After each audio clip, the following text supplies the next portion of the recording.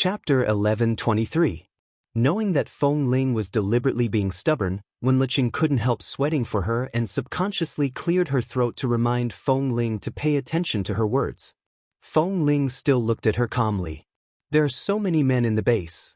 People like me who haven't developed feelings from the beginning are easily taken away by others. Perhaps if it were someone else who liked me and treated me well, I might have responded seriously. How is that possible? Xiao Fei should have told you before Boss Li did, right?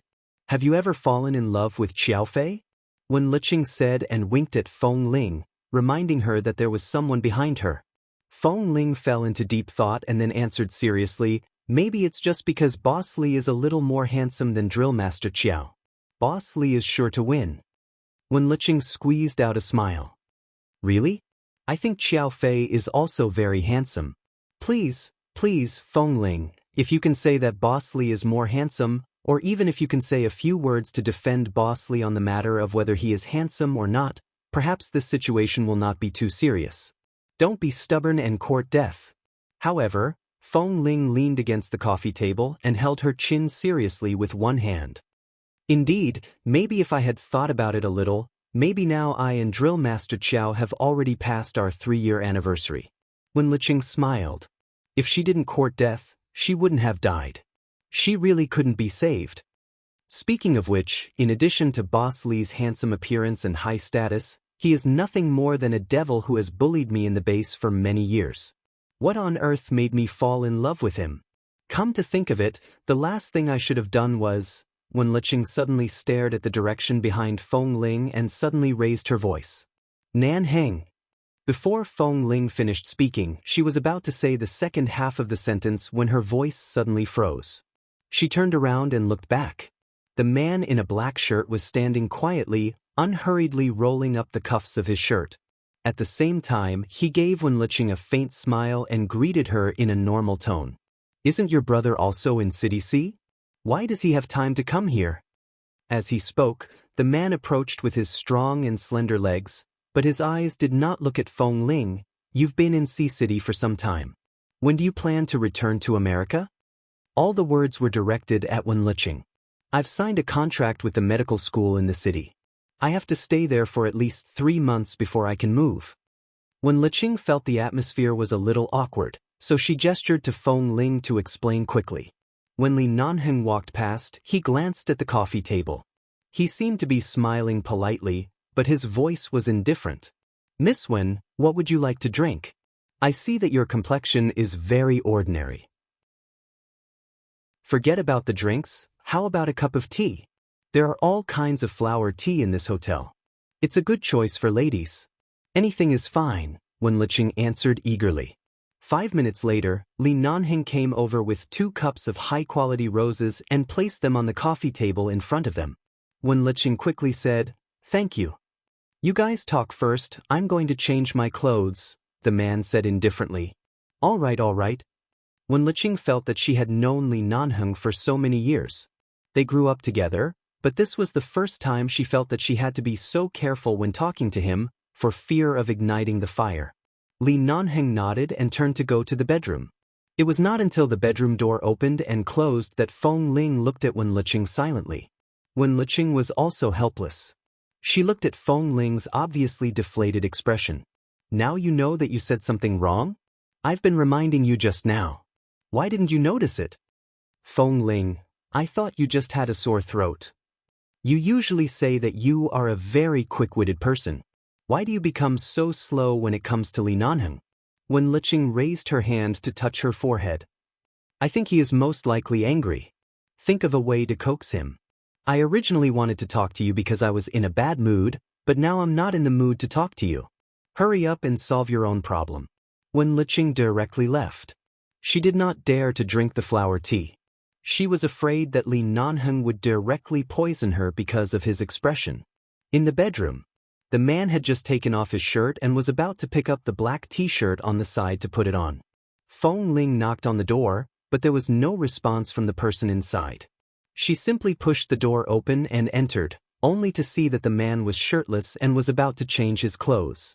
Seeing that he was not wearing any clothes, she hesitated. Originally, she wanted to leave, But then she thought that it was not the first time she saw him, so there was nothing to avoid. However, she didn't know whether it was good to go in like this, so she stood in front of the door and hesitated. The man had just picked up the t-shirt and turned to look at her. "What's the matter?" Feng Ling pushed the door open and walked in. She tried her best to shift her gaze away from the man's perfect figure. She stared at his lowered profile and asked, "Are you angry?" "Why am I angry?" Feng Ling approached a little and asked tentatively, "Did you hear what I said to Miss Wen just now?" Her mood instantly sank a little. "I didn't mean that." Li Nanheng spread out the t-shirt in his hand, put it on his head, and very quickly put on his clothes. At the same time, he turned to look at her indifferently. "What do you mean?" "What I said just now, I just said it casually, but what I thought in my heart is not what I expressed with my mouth," he nodded. "So what you're saying is that the only good thing about me is that my appearance is also fake, and I have nothing good about me?" "No, are you really angry?" The man raised his eyebrows indifferently and glanced at her indifferently. He seemed to find her question very funny. "You're right. There are so many people in the base, but only 2 people found out your gender. Perhaps as early as before me, if more people found out and more people pursued you, I would have nothing to do with it. This is the truth, and there is nothing to be angry about." She was a little confused because of his words. She seemed to understand, but also seemed to not understand. She felt as if he was mocking her for not treating him as the most special one at all. Instead, she said that she was being serious, but she was just being passive. Everything that happened between the 2 of them was just a perfunctory brushing over. She wasn't really low in EQ. She looked at him and said awkwardly, "Don't be angry. I really didn't mean it that way." The man said unhurriedly, "I was the one who asked for it. I delayed your and Xiao Fei's 3rd anniversary." Chapter 11:24. "I didn't mean it. I just said it casually. I don't have any feelings for Drill Master Xiao." Feng Ling was forced to spit out these words helplessly. Li Nanheng glanced at her coldly and did not answer. "Although I have a good relationship with Miss Wen, and I really treat her as a friend, I'm not good at telling others about my feelings and thoughts. When she asked me, I just wanted to be more open-minded. I didn't want to make it seem like I can't be without you." The man still did not speak but raised his cold brows slightly. I just thought you couldn't hear me, so I joked with Miss Wen. In fact, it's not like that. There are so many brothers in the base. To me, brothers are just brothers. I didn't know anything about feelings. If I didn't meet someone who moved my heart, I wouldn't respond to them. Whether it was Xiao Fei, the head coach in the martial arts club, or that Chen Beiqing, I just treated them normally and didn't have any feelings for them. Only for you. I was afraid because I cared about you. I was afraid that I liked you too much and I was afraid of getting hurt, so I retreated, but I didn't mean to compromise. You are the only one. I didn't compromise." After saying so much, Feng Ling didn't know what she had said. She just felt that what she had said earlier could easily be misunderstood. She didn't like misunderstandings, and even more so, she didn't like misunderstandings caused by her words. She was eager to explain, but she didn't realize that in these few words, she had unabashedly dissected her true self. The man's eyes were still emotionless. Feng Ling was really anxious. She didn't know what she was anxious about, but she could only say 2 words, "Boss, Li Nanheng, I got it." Although he said he got it, it was clear that he didn't intend to listen to her explanation. Feng Ling felt that the top of her head was about to emit smoke.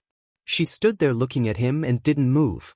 At this time, Li Nanheng also glanced at her. "I'm going to change my pants. Are you going to stand there and watch?" Feng Ling's expression froze, and the unknown fire in her heart burned her eyes. Especially when she saw him raise his hand to unbuckle his belt, she felt her eyes hurt even more. With a swish, she turned her back. "I won't look at you. You change your pants." "You're not going out?" "No. I'll go out after the misunderstanding is cleared." The man glanced at her back, smiled slightly, and went to change his pants. Feng Ling's back was facing him. She could hear the sound of the belt being unbuckled, the sound of the man changing his pants, and finally the movement of the belt buckle.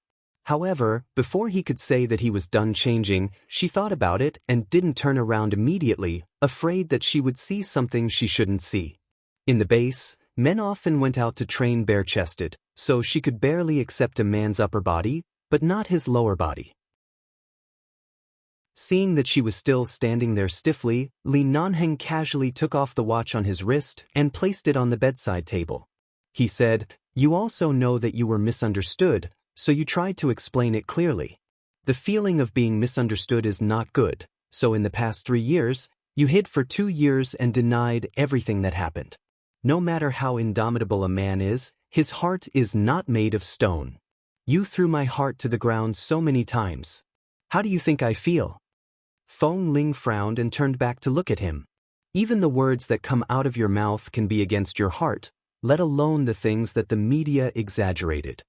The man looked into her eyes and said, "Although there is no smoke without fire, and the media wouldn't report it so openly without a reason, have you ever given me a chance to explain? Right now, I'm standing in front of you. You want me to listen to your explanation. Even if you don't want to go out, you have to make it clear. You also know that you feel wronged and anxious. Then how did I spend the past 3 years, N? Feng Ling, have I explained it to you? Do you believe me? If I say that I didn't marry another woman and that from the beginning to the end, there was only you, Feng Ling, would you believe me?" Seeing that she suddenly fell silent, it was as though all the high walls in her heart had collapsed in an instant.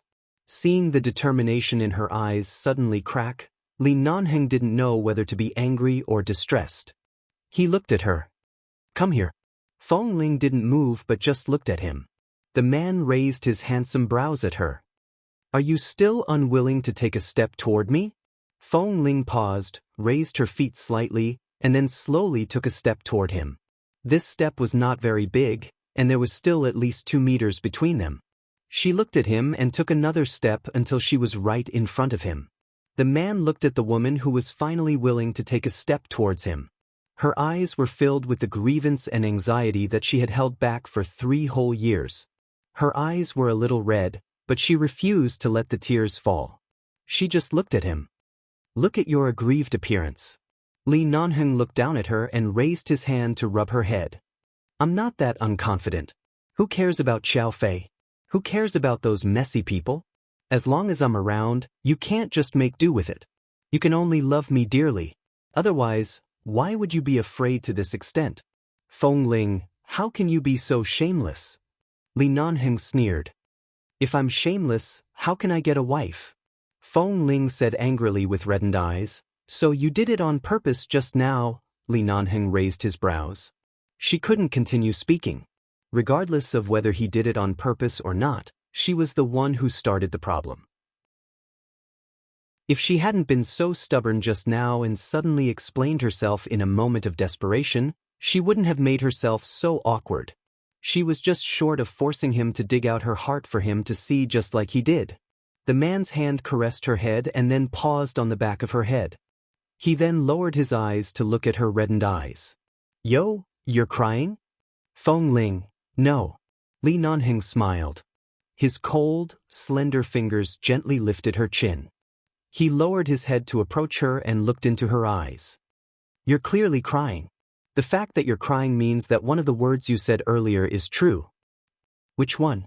"The one where you said that you have to marry me." Feng Ling. She was so angry that her tears, which were about to burst out, immediately retracted. She was about to speak when the man smiled and opened his arms to pull her into his embrace. He bent down to place a kiss on her forehead. "All right, I'll only allow you to cry this time. I won't let you cry in the future." Chapter 11:25. If the knot in her heart was really opened, it would really be opened. Feng Ling was not such an awkward person. However, the key point was that Li Nanheng was a little too enthusiastic. If they had made up, then so be it. If he had anything to say, he could just let go and say it, but he still pressed her down on the bed and kissed her hard. She tried to dodge but could not. The man pressed her down on the bed, gagged her, and nibbled on her for a long time, saying that she had to return all the things she owed him in the past 3 years. Who owed him 3 years? Who owed him? Feng Ling wanted to kick him, but the skills she learned were all taught by him. Any movement was equivalent to 0 to him. Instead, she was bound even more tightly by his iron arms. He kissed her lips and the corner of her mouth domineeringly. She was so angry that she tried to bite him, but the man drove the tip of his tongue straight in, kissing her until her scalp went numb. In the end, she simply stopped struggling and just lay on the bed to look at him. Seeing that she wanted to stretch out her cat claws but could not do anything to him, Li Nanheng kissed her lips twice and kissed her face a few more times as if it was not enough. In the end, he turned over and held the slender little woman in his arms. He buried his face in her neck that emitted a cold fragrance and let out a long, comfortable sigh. Even though the man did not say anything, Feng Ling could clearly feel that he was in a very good mood. It was a very, very good kind. She lay there and let him hold her. She recalled the scene when Li Nanheng went to Boston to look for her. She recalled how she had been hiding after being chased out of the base and how they had been entangled for nearly a year. She recalled how this man, who was seriously injured in the Boston jungle, was still able to raise a gun to help her subdue the enemy in her moment of crisis. She recalled how he gritted his teeth and coldly asked her to remember what she said when she rejected him again and again. Feng Ling only felt that her heart trembled violently as though it was being held in someone's hands. Her breath was held in her body, unable to come out or go back. I've held this breath for 3 years. Now it feels good. The man just held her like this. He did not say anything, nor did he continue to do anything. He just spoke comfortably as though the turbid air had finally been released. Feng Ling bit her cheek silently and inadvertently tightened her grip on the man's t-shirt. She couldn't help smiling. At this moment, the man suddenly lowered his head to look at her. Feng Ling immediately flattened the corners of her lips and continued to maintain a calm expression. Li Nanheng ignored her expression and happily kissed her forehead. He then continued to hold her and let out a long, comfortable sigh. Comfortable. It was comfortable again. She was not comfortable being held like this all the time. Feng Ling struggled to get up but was unable to do so. She could only say, "Earlier, Miss Wen came to look for me for lunch, but she left without eating." "Well, it's fine. She's not an outsider. I'll just find time to make it up to her." The man hugged her and refused to let go. His voice was low and hoarse, but strangely, she could tell that he was still very happy in his heart. "Feng Ling, I haven't had lunch either. What do you want to eat?" The man looked down at her again. "Eat anything in the hotel, or you can eat in the room. Then ask the hotel staff to send it up." Li Nanheng rubbed her head, messed up her hair, and got up to pick up the phone. Feng Ling finally regained her freedom. She got up on the bed in his bedroom and turned to look at the clothes on the man's body.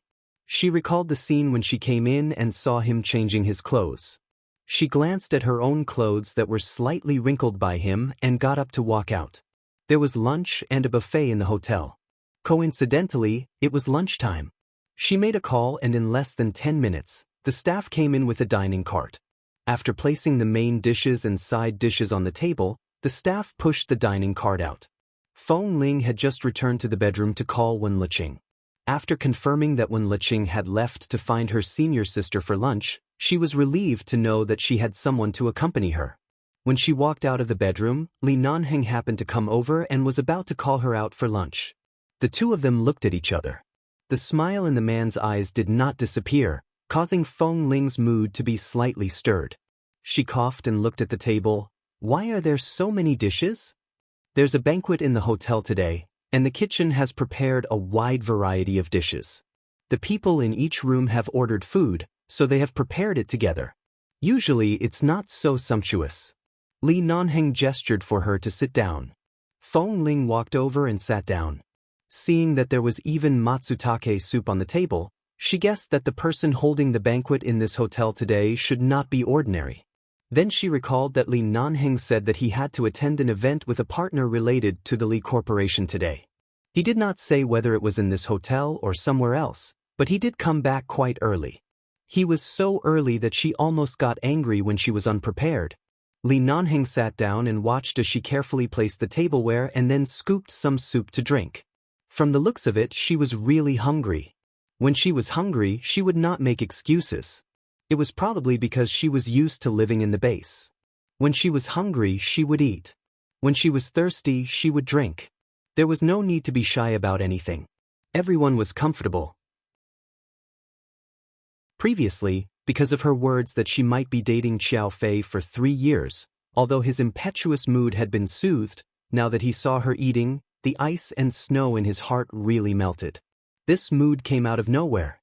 He even felt that the little woman in front of him, with her soft and clean light black short hair, looked more and more pleasing to the eye. She no longer looked at him coldly and looked even more beautiful. I have to go to a meeting in the afternoon. I'll probably be back after dinner. You can eat by yourself tonight. Oh, Feng Ling responded as she ate. When they had just reconciled, didn't they look like a young couple who had been separated for a long time and should be very clingy? However, this attitude of Feng Ling's made Li Nanheng not know whether to laugh or cry. Don't you want me to come back earlier? I do, but it's rare for you to be busy with matters outside the base. Elder Li's health is not good right now. No matter how much you reject the Li family's matters, there will inevitably be a lot of things to deal with. You already said that you will come back after dinner. Should I ask you not to go? Feng Ling said as she scooped a bowl of soup for him. Then, to show my sincerity, I'll reward you with a bowl of soup. Li Nanheng picked up the soup in satisfaction, but he said, You are obviously not sincere. Then how do you want me to show my sincerity? I haven't run away with other men in the past 3 years. Is that not sincere enough? Chapter 11:26. That's because you met the best man when you first opened your eyes. No one else can enter your eyes, the man said as he blew at the soup in the bowl and took a sip. Feng Ling, so shameless. Wash up and wait for me to come back tonight, the man suddenly said when he put down the bowl. Feng Ling had just picked up a mouthful of food and was about to put it into her mouth. Hearing his words, she paused and looked up at him. What? The man glanced at her meaningfully. What? What did you say just now? Wash up and wait for you? Feng Ling glared at him. Li Nanheng is your purpose? Don't you take a shower before going to bed? Yes. So what I said is wrong? You usually go to bed after taking a shower. I told you not to sleep so early after taking a shower and wait for me to come back. Is there a problem? Remember to pay attention to the 2 more serious wounds when you take a shower. Try not to touch water for the time being. Seeing that she was holding a pair of chopsticks and looking at him without eating or speaking, Li Nanheng smiled. What did you think I said just now? Feng Ling did not answer but lowered her head and ate 2 mouthfuls of food. When she recovered and returned to Mrs. Mo's side, she should find Xiao Ba and Mrs. Mo to learn how to play tricks in front of a man. Otherwise, she would really be controlled by Li Nanheng. In the afternoon, Li Nanheng went out as expected. Feng Ling changed her dressing and had nothing to do. Although she was only a transfer student, she still had to take the exam with Jin Wan. Whether in front of Mrs. Mo or Mr. Mo, she couldn't rely too much on them. After all, she couldn't be too good at superficial grades. So yesterday, she asked the hotel staff to bring 2 books from the dormitory and sat by the window to read and do the questions. Because Li Nanheng said he would come back after dinner, in the evening, Feng Ling was sleepy from tutoring, so she simply closed the book and curled up on the sofa by the side to take a nap. As a result, she slept for more than 3 hours. During the meeting, the new secretary of a CEO of a partner spoke to Li Nanheng from time to time, occasionally handing her documents, and occasionally standing eagerly by her side to tell her the details of the cooperation and the exhibition on the big screen in front of her. Li Nanheng just stood there silently, looking at the exhibition in front of him. He had no interest or patience in this Secretary Chen who was full of the smell of perfume. Secretary Chen watched as the CEO Li stood at the side of the crowd with an indifferent expression. He was clearly today's honored guest, but he insisted on standing at the furthest point from the crowd as if it had nothing to do with him. Secretary Chen looked at this handsome man in a black coat, standing tall and straight. He only felt that this kind of man was unapproachable when he wore a suit and shirt, but when he took off his clothes, he was definitely a sexy man with an excellent figure. After all, from afar, he could feel the invisible sense of oppression that this CEO Lee exuded. Even if he did not express any oppressive intent, just by standing here, some people's aura was already different from others. She also heard that this CEO Lee had an unusual identity in America. Even though she did not know what his identity was, even their CEO had to be respectful to people from the Lee Corporation. It was clear that his status was not simple. She was a university student who had just graduated. In order to climb all the way to the position of CEO's secretary, she had used all kinds of means. Now that she had finally sat in the position she wanted, she looked at the 50-year-old CEO and then looked at this CEO Lee. It was simply the difference between clouds and mud. This Lee Non-heng had a natural charm that made women want to go to bed with him as soon as they approached. CEO Lee, look at these. These pictures all have the details of the various departments. It's just that I was in a hurry today and didn't bring them. How about after this meeting, I'll accompany CEO Lee to our company to look for those detailed pictures. Then we can go out for a meal alone. I'll tell you about these in detail during the meal. The air was mixed with the smell of various perfumes. Under the rising heat of the air conditioner, Lee Non-heng felt even more disgusted with these women who approached him. He glanced at the time on his wrist. After a moment, he finally looked at the woman who had been chattering non-stop. The Lee Corporation did not directly accept your company's bidding documents. The detailed pictures and whatnot are being screened by the various departments of the company. Before they are accepted, it's still too early to show me these trivial things. Secretary Chen immediately smiled tactfully. When she looked at him, there was light in her eyes. She said sweetly, CEO Lee, I'm very confident in our company's exhibition pictures. If we didn't have a first-class design team, we wouldn't be so confident. If you come with me to see these detailed pictures, I'm sure you'll be even more satisfied. Lee Non-heng's expression was indifferent. He picked up the champagne from the side and expressionlessly turned to leave. It was as though he had not heard her words at all. Secretary Chen saw his indifferent expression and was about to rush over. However, at this moment, two bodyguards dressed in black appeared out of nowhere and directly blocked her way. Hey, what are you doing? Secretary Chen saw that they were deliberately blocking her way and immediately widened her almond-shaped eyes in anger. The two bodyguards expressionlessly continued to block her way. They did not speak or explain until Lee Non-heng was far away.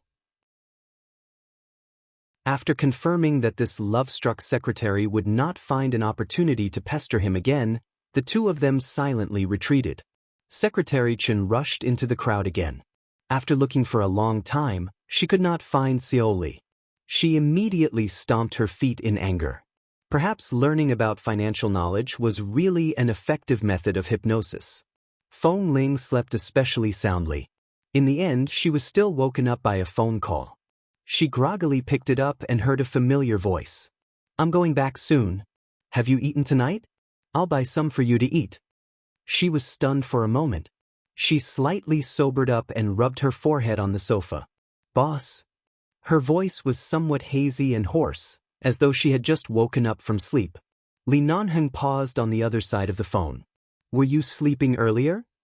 I accidentally fell asleep. Feng Ling sat up and glanced at the time. I slept from 5 o'clock until now. It's actually already 8 o'clock? As she spoke, she directly stood up to turn on the lights. At the same time, she circled the room. There was indeed nothing to eat. She heard that the call had not been hung up. The man seemed to be driving. She said, then just buy something to eat.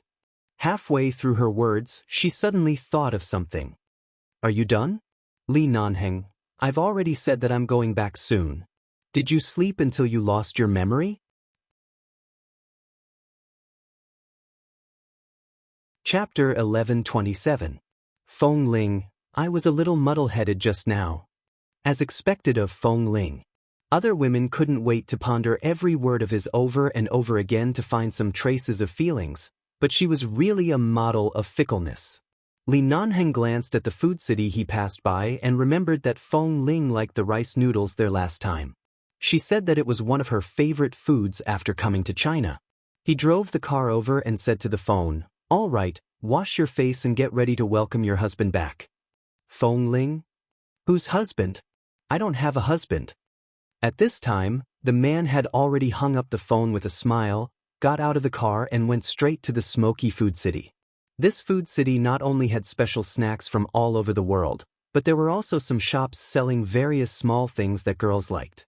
Lee Nanheng waited for the rice noodles to be cooked in that shop. Because there were too many people waiting in line, he simply turned to walk outside. When he passed by those shops, he saw the various gadgets, accessories, and toys inside and found that he seemed to have never seen these things in Feng Ling's room or suitcase. In the past, she didn't have these things in her room. It was not that she didn't go shopping, but she didn't buy them. Did she not like them, or had she never seen them before? Lee Nanheng casually picked up something that looked like a small music box. As soon as he picked it up, the little thing sounded in his hand. He looked at it for a while and put it down. TSK, it was not suitable for her. If he bought it back, it would probably be smashed by her in a few minutes. He turned to look at the handmade knitted scarves on the side. The weather in City B was not warm recently, so the scarves could come in handy. Lee Nanheng's brows moved.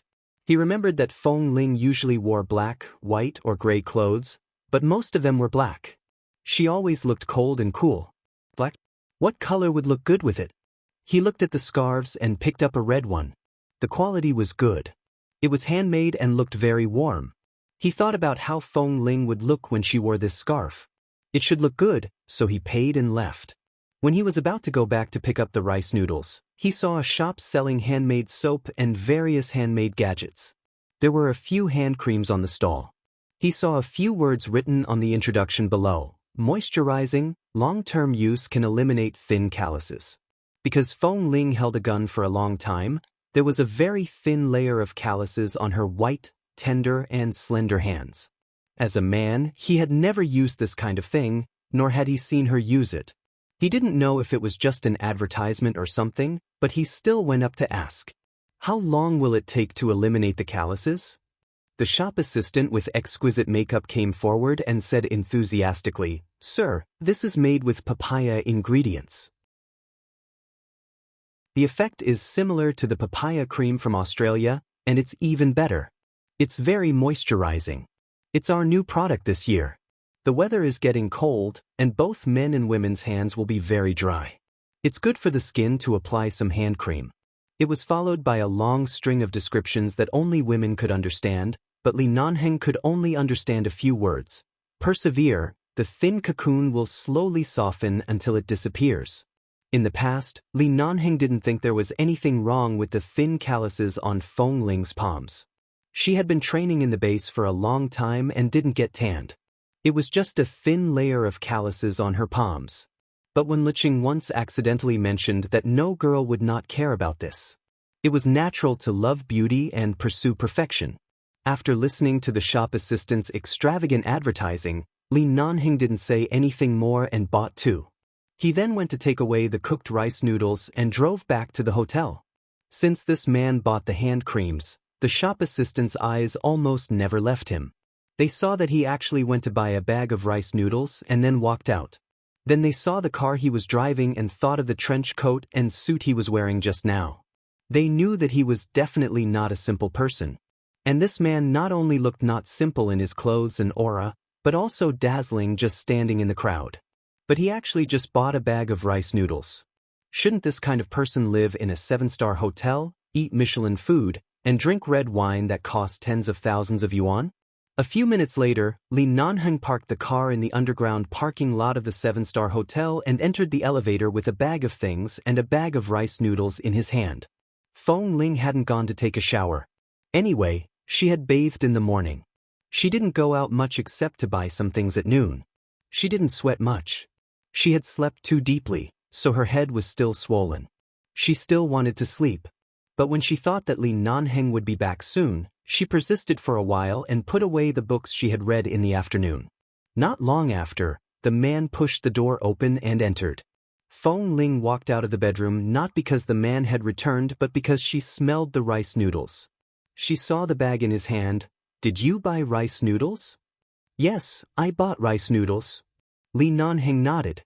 Seeing the little woman standing there in her pajamas, like a little wife who had waited at home for her husband all day, Lee Nanheng raised his brows. Go get the bowl. Fong Ling went to the kitchen to get the bowl, took the rice noodles and put them in the bowl. When she turned back, she saw that the man had handed her another bag. She opened it and glanced at it. There was a red hand-knitted scarf that felt soft and warm, and 2 hand lotions. Fong Ling stood there in a daze.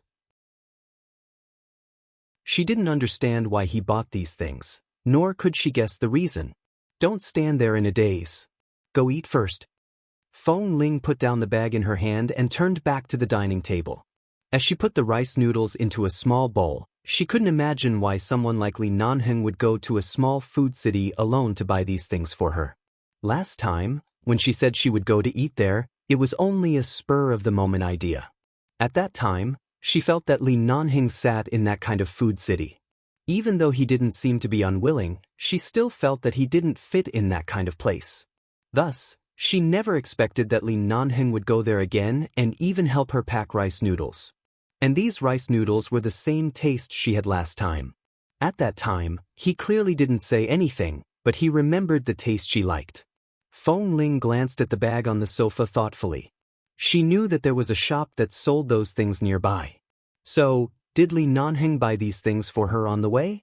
Thinking about how a man like him, who was like the king of hell in front of terrorists, would actually choose some small gifts for her in that kind of place, that scene must be shocking. Chapter 11:28. Fong Ling was indeed hungry and began to eat at the dining table. After eating a few mouthfuls, she saw Li Nanheng passing by the dining table. He first entered the bedroom to change his clothes, and then he passed by the dining table again. Although he did not speak, he seemed to be deliberately passing by. She subconsciously raised her head to look at him, and the man's eyes met hers. He was waiting for her to say something touching. After all, he knew that she definitely wouldn't like those messy luxuries. However, this bowl of rice noodles that couldn't be any more ordinary could win her heart. But she directly began to eat. Not only did she not say a word of thanks, but she also did not even smile at him. It was fine if she did not thank him. He was not the kind of person who would take credit. And if she really said something special, it would indeed be too polite, and he would not like it. But she did not say a word and directly sat down to eat, which was really very Fong Ling. The point was, what should he say now to attract her attention? For example, I remember that you liked to eat rice noodles last time, and I deliberately went to that food city to buy it for you during the traffic jam. Are you touched? Is it disgusting? For example, I bought you a scarf and hand cream. If you need anything else, be sure to tell me. I don't know what women like, but as long as it is something you like, I can satisfy it. Is it superficial? For example, little Fong Ling, I like you so much, can't you give me a good response? Even if you are happy to jump up and hug me, I can give my life to you. Retarded? The more he thought about it, the more he felt that as a man, he began to struggle over such a trivial matter because of a woman.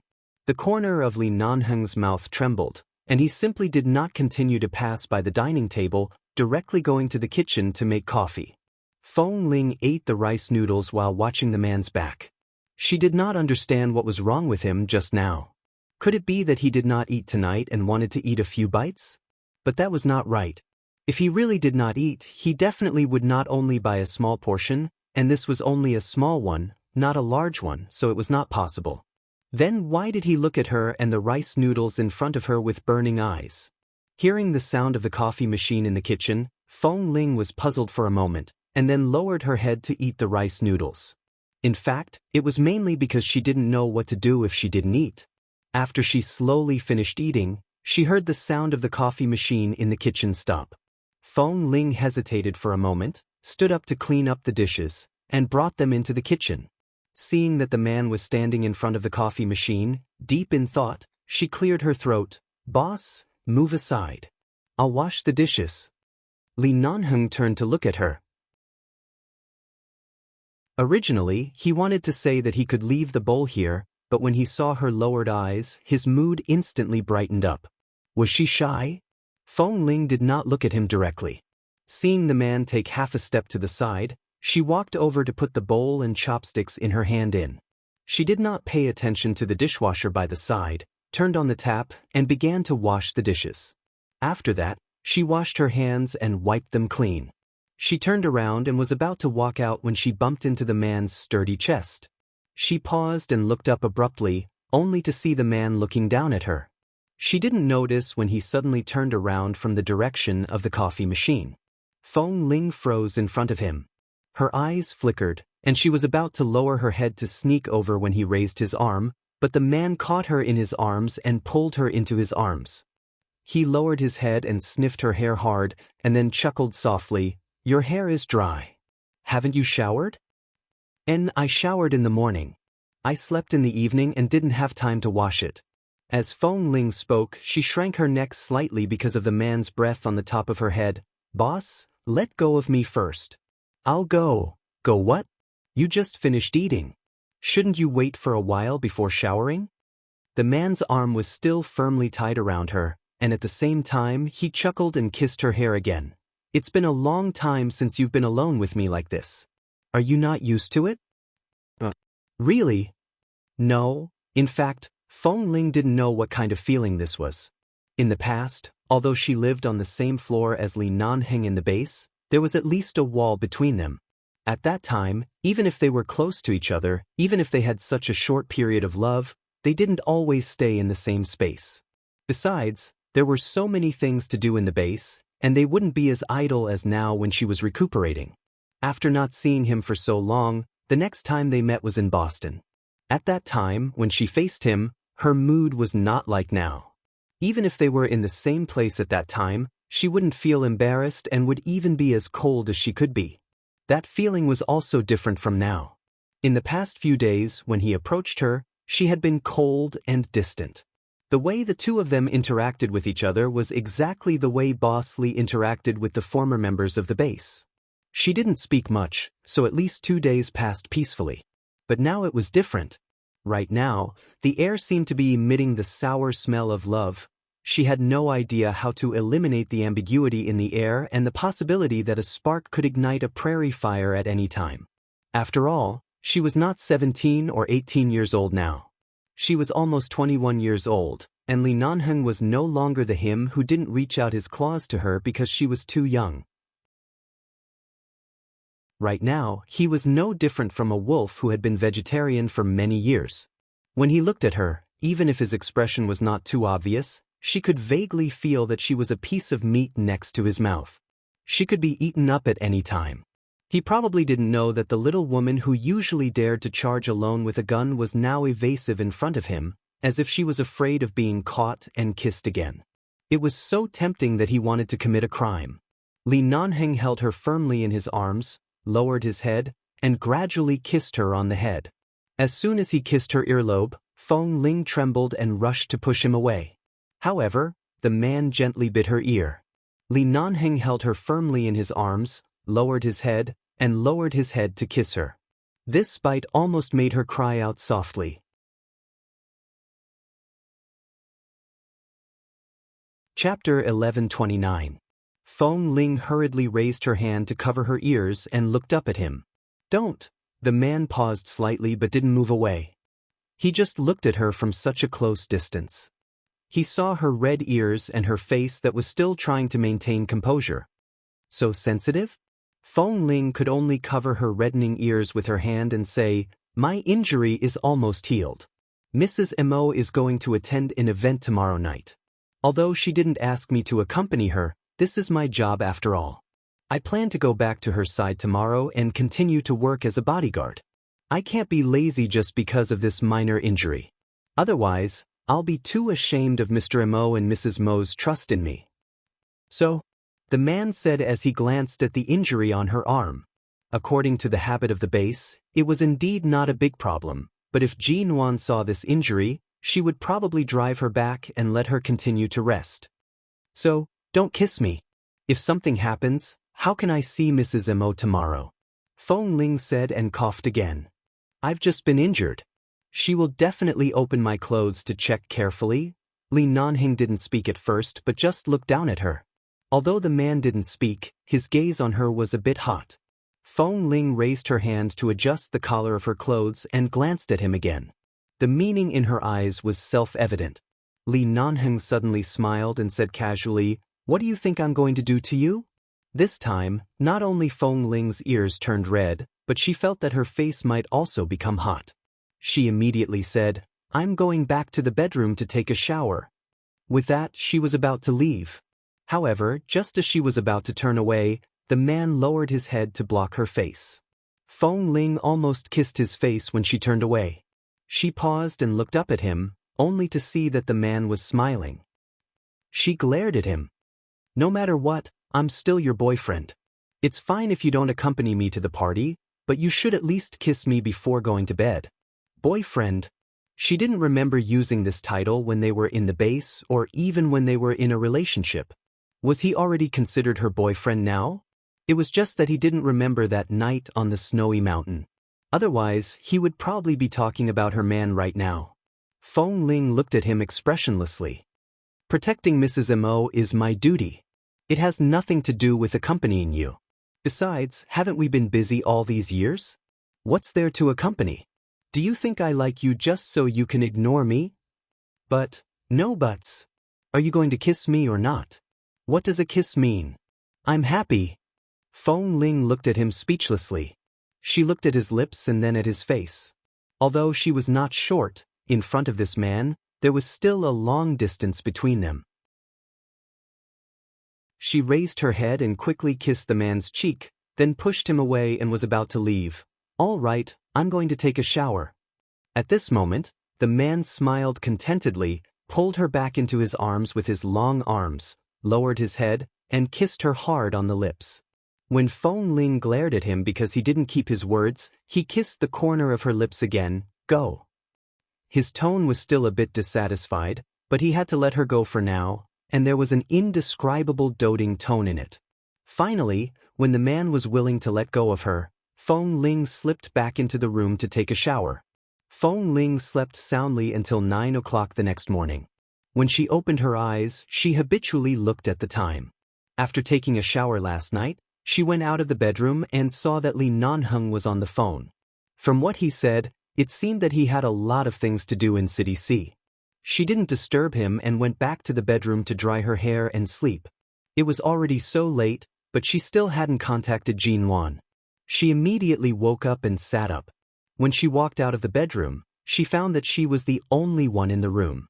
She picked up her cell phone and called Jin Wan. After making an appointment with Jin Wan to meet her at the event in the evening, she called Li Nanheng again. Li Nanheng quickly picked up the call. Feng Ling didn't take the initiative to call him often. The man was in the car rushing to an exhibition venue. He casually flipped through the thick documents on his lap and said with a smile, "Good morning, Miss Feng." Feng Ling wasn't used to this sudden change of situation, but since the misunderstanding had been resolved, she didn't want to make too much trouble. After all, she knew who her heart belonged to. She asked a bit embarrassedly, "You've already gone out?" I have a lot of things to do today. I have to go to the business partners' banquet tonight. After accompanying Jin Wan tonight, will you go straight back to the hotel or accompany her back to the university? Not necessarily. I'll see when it's over. If it's too late, I'll go to the university to pick you up. You'll go to pick me up? Then what should I say if Mrs. Mo sees me? Do you think Jin Wan is stupid? Can't she see that there's something going on between you and me? That's right. Last time when Mr. Mo came over, he should know something from their tone. He just didn't say it out loud. Where will you accompany her to attend the event tonight? I don't know yet. I won't know until I meet her in the afternoon. Call me when you're sure. I'll pick you up tonight. Okay. Feng Ling hung up the phone and went to wash up. Before leaving the hotel, she called Wen Liqing, but the call didn't go through. Wen Liqing seemed to be busy. Thinking that Wen Liqing's recent situation didn't seem to be very good, she didn't continue to call. It was better to ask her when she was in a better state. Wen Liqing signed a contract with the medical college as a guest professor for 3 months, teaching some Western medical concepts, clinical medical experiments, and so on. Of course, she didn't like to show off, so most of the time she liked to help her seniors who came to work with her. She was very low-key and didn't want to show her face as much as possible. Today, she and her seniors were going to the provincial hospital to do clinical experiments and teaching. It was said that the provincial hospital also invited well-known medical figures from all over the world to participate and observe. After Wen Liqing arrived at the provincial hospital with her seniors, she hurriedly changed into a light green disinfectant suit, put on a mask, and was about to go to the consultation room specially arranged for them by the hospital. Just as she was about to enter the consultation room, Wen Liqing raised her eyes and suddenly saw several people standing outside the door. One of them was as tall as Jade, wearing a long white doctor's gown, standing quietly there, talking to the leader of the provincial hospital next to him. The moment he noticed her gaze, he turned his head and looked her in the eyes.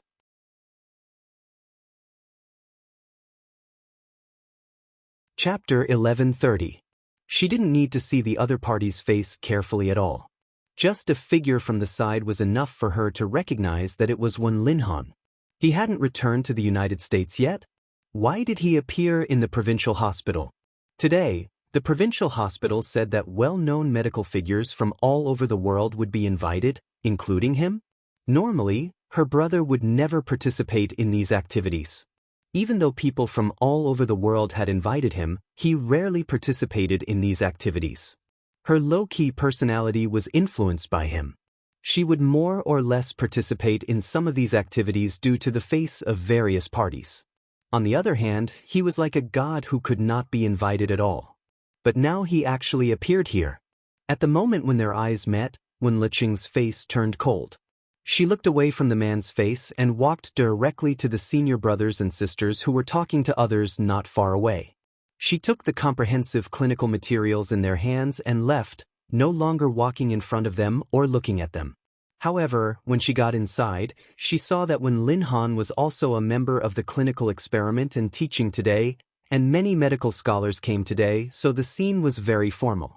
Because it was too formal, even if Wen Liqing didn't want to stay in the same consulting room with him, she could only endure it. The senior brothers and sisters also noticed Wen Linhan.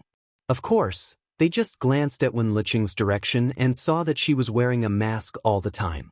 Except for looking at the materials in her hand, they couldn't see any other expression or emotion, so they didn't say much. Halfway through the clinical experiment, the leader of the provincial hospital asked her to hand the materials in her hand to Wen Linhan. Wen Liqing directly handed the materials in her hand to the senior sister and asked her to help with her eyes. But the other people next to her all looked in her direction at this time. Wen Liqing's expression was very good during the clinical experiment, and her reaction speed was also very fast. Her professional knowledge was not inferior, but now she was just going to bypass the experimental bed in front of her and hand the materials to Wen Linhan. Why did it suddenly seem that she was in a bad state? Everyone was obviously very anxious, and the 10 or so seconds that she had delayed made people suddenly look in her direction. And now there was a live broadcast for the medical students to watch the whole process, and at least thousands of pairs of eyes were watching them. "Senior sister, do me a favor," Wen Liqing said in a low voice. The senior sister glanced at her and then at Wen Linhan's indifferent gaze. After watching for a while, she felt a little cold as if there was a thorn in her back, so she whispered, "I'm holding the equipment in my hand, so I can't go over." Wen Liqing glanced at the things in her hand and then turned to look at the senior brother. Even if the senior brother didn't have anything in his hand, it was too much to push this kind of thing to him. Glancing at the camera again, Wen Liqing didn't waste any more time and walked over with the materials in her hand. When she walked up to Wen Linhan, there was no emotional fluctuation on her face. She was wearing a sterilized mask and looked indifferent. There was a big screen next to the clinical consultation room. On the screen, her figure and Wen Linhan's figure were enlarged, and at the same time, some pictures of electronic files, as well as various knowledge and drawings of clinical medicine were displayed next to them. She didn't look at anyone, nor did she look at the big screen, but just said in a very official voice, "Dr. Wen, the materials you want." With that, without waiting for Wen Linhan to reach out to take it, she directly put the materials on the table in front of him, and then turned to walk aside. She nodded politely to the leaders of the provincial hospital and the person in charge of arranging their work and salaries this time, and then returned to the side of the senior sister and the senior brother. It was as if she didn't see the man who was surrounded by several medical school leaders, nor did she feel his gaze. It was as if she didn't know him, as if he was just a stranger who was respected by many people in the medical world. Wen Liqing's attitude stagnated the progress of the clinical experiment that was in progress for more than 10 seconds. The other medical school leaders only knew that her surname was Wen, but in this big country, the surname Wen was not particularly rare, so it was not strange to meet someone with the same surname, so they didn't think too much about it. But someone still called her, "Wait a minute." Wen Liqing paused for a moment and raised her eyes to look at the other party. Both doctors Wen seemed to be very famous in the Los Angeles medical community.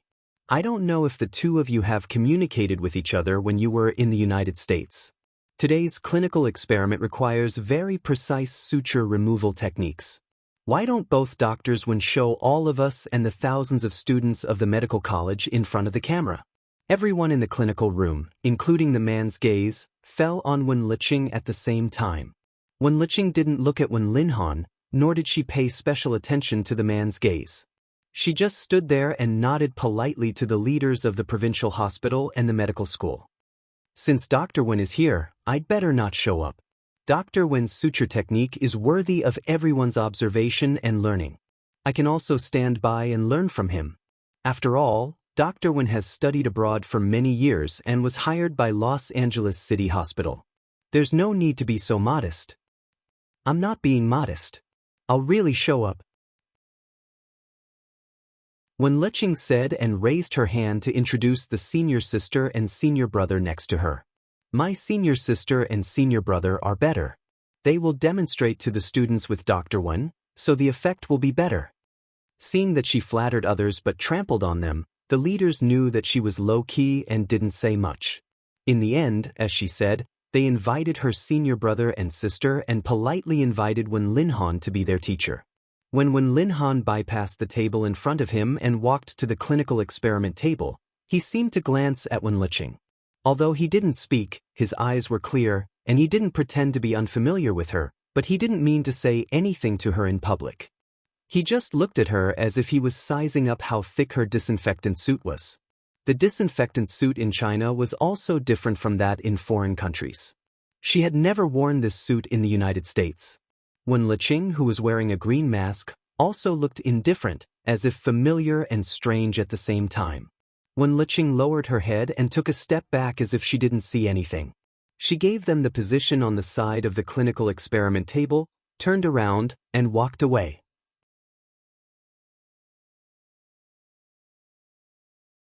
Chapter 1131. When Feng Ling and Jinwan went to meet, Jinwan did as Li Nanheng said. She lifted Feng Ling's clothes and examined her for a long time. She furrowed her brows in heartache as she looked at the wounds that appeared to have healed on the surface, but who knew how long it would take for the scars to disappear. Thankfully, Feng Ling did not have a talkative personality. She answered whatever Jinwan asked and did not complain. The topic slowly shifted to the event they were going to attend tonight. It's a family banquet for the company's overseas Chinese chairman, Mr. Kaida. Back when we were in High City, didn't our studio already have contact with the company? We also recently signed a contract. Mr. Kaida's entire family has migrated from America to live in the country and has just settled down in City A. He has invited the heads of all the major business partners to his home for a meal and drink. It's a very simple family banquet, but there might be more people attending. Then, are you going to pick out a gown now? There's no need for a gown. Mr. Kaida emphasized that it's only a family banquet and hopes for more friends to attend. However, he doesn't wish for it to be too grand. It's fine to dress more formally. Feng Ling looked at Jinwan's radiant expression and knew that she had completely reconciled with Mr. Mo. She did not continue with the Cold War and felt much more relaxed. Otherwise, she would not be able to watch Jinwan trying her best to maintain a calm attitude every day. Indeed, it was only when everyone was happy that one could feel at ease. Previously, when she saw Jinwan in a daze by the condo window, her heart had truly ached for her. That night at 6:30, Mr. Kaida's villa was located in the wealthy district of City A. It was 2,000 square meters large. Although it was already winter, the weather was good. The sky was filled with stars, and the temperature was not as cold as expected. There were many guests, and there were many ladies who chose to wear gowns. In the brightly lit villa, everyone's faces were dazzling. Well-trained waiters were currently serving expensive and exquisite desserts and drinks. The guests continued to arrive, and there were many of them. After 7:30, the number of people in the courtyard increased, and it became hotter. In the study on the second floor of the main residence, old Master Kai had just left. Qin Siding and Li Nanheng, who had been specially invited by old Master Kai to the study for a heart-to-heart talk, stood by the window. Qin Siding looked out of the window, while Li Nanheng stood by the air vent on the other side, lighting a cigarette. Glancing downstairs, Qin Siding was about to pick up his phone to call the hospital when he suddenly caught a glimpse of a woman coming down from a car in front of him. When he saw the woman's face clearly, he smiled meaningfully. "Nanheng, come over and see who's here." The cigarette between Li Nanheng's fingers flickered, and he glanced at the window that Qin Siding was pointing at. When he saw that the person who came was Feng Mingzhu, his expression did not change. "It seems that he has been tipped off by the old master's men and knows of my whereabouts." Qin Siding smiled and sat on the sofa, casually flipping through the secret agreement on the underground arms trade that Mr. Kai had sincerely invited them to look at. At the same time, he swept a glance at him. "Why don't you go down and entertain them personally? This Miss Feng, I can tell that she's really attached to you." "I'll go down? If I go down, I'd rather you go down. Dr. Qin is as handsome as Panin. In order to see you, the young ladies from the prestigious families who are pursuing you would rather pretend to be sick and line up outside your city's hospital. Why don't you help me get rid of Feng Mingzhu? Just let her set her sights on you." Qin Siding curved his lips, his clear eyes filled with mockery. "How can I do that? After all, this Miss Feng has been devoted to you for many years. How can I seduce such an infatuated young lady?" Li Nanheng chuckled. Li Nanheng sneered and put out the cigarette but in the ashtray next to him. There was a hiss in the air, and then it was quiet again. "After all, Dr. Qin doesn't have a woman by his side right now. Sure, Nianj doesn't have any plans to have any contact with you recently. It's not right for your side to remain empty." As he spoke, Li Nanheng approached Qin Siding's window. At the entrance of the courtyard, Feng Mingzhu had just entered. She was greeting several acquaintances who had interacted with the Feng family in America. About 10 meters behind Feng Mingzhu, a familiar car stopped. The rear door opened, and Jin Wan, who was dressed in a professional, high-end white suit, appeared before everyone's eyes. Knowing that the person who had arrived was the legendary Mrs. Mo, the crowd immediately surrounded her.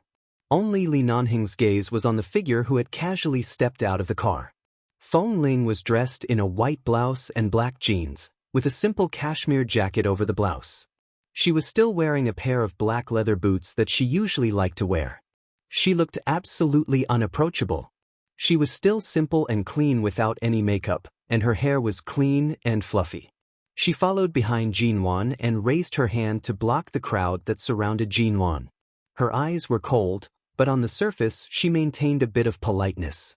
She asked the others to make way for Mrs. Mo and not to surround her like this. Qin Siding saw Li Nanheng standing in front of the window and seemed to be looking at something very seriously. He looked away from the agreement in his hand and turned to look outside. When he saw it was Jin Wan and Feng Ling, he raised his eyebrows and said, "The color of the scarf around Feng Ling's neck is not bad. It's rare to see a touch of red on her." Indeed, Feng Ling, who was walking in the yard with Jin Wan, was wearing a red scarf around her neck. The color matched with most of her black clothes and looked a bit like the European and American style that girls like nowadays. "It's indeed not bad." Li Nanheng curved his lips. Qin Siding faintly raised his elegant and deep brows. "I saw that she rarely wore such trivial things. Could it be that Jin Wan was overly enthusiastic and specially knitted a scarf for her?" Li Nanheng: "Do you think Jin Wan has the time to knit a scarf? That's strange. This doesn't match Feng Ling's usual habits." Qin Siding deliberately said teasingly and then said with a smile that was not a smile, "Could it be that some wild man was afraid she would catch a cold and specially gave it to her?" The wild man glanced at him coldly. Qin Siding put on a look of realization. Yo, could it be that this wild man is you? Li Nanheng snorted coldly. He looked at the figure in the yard and the warm red on Feng Ling's neck, and a trace of gratification flashed across his eyes.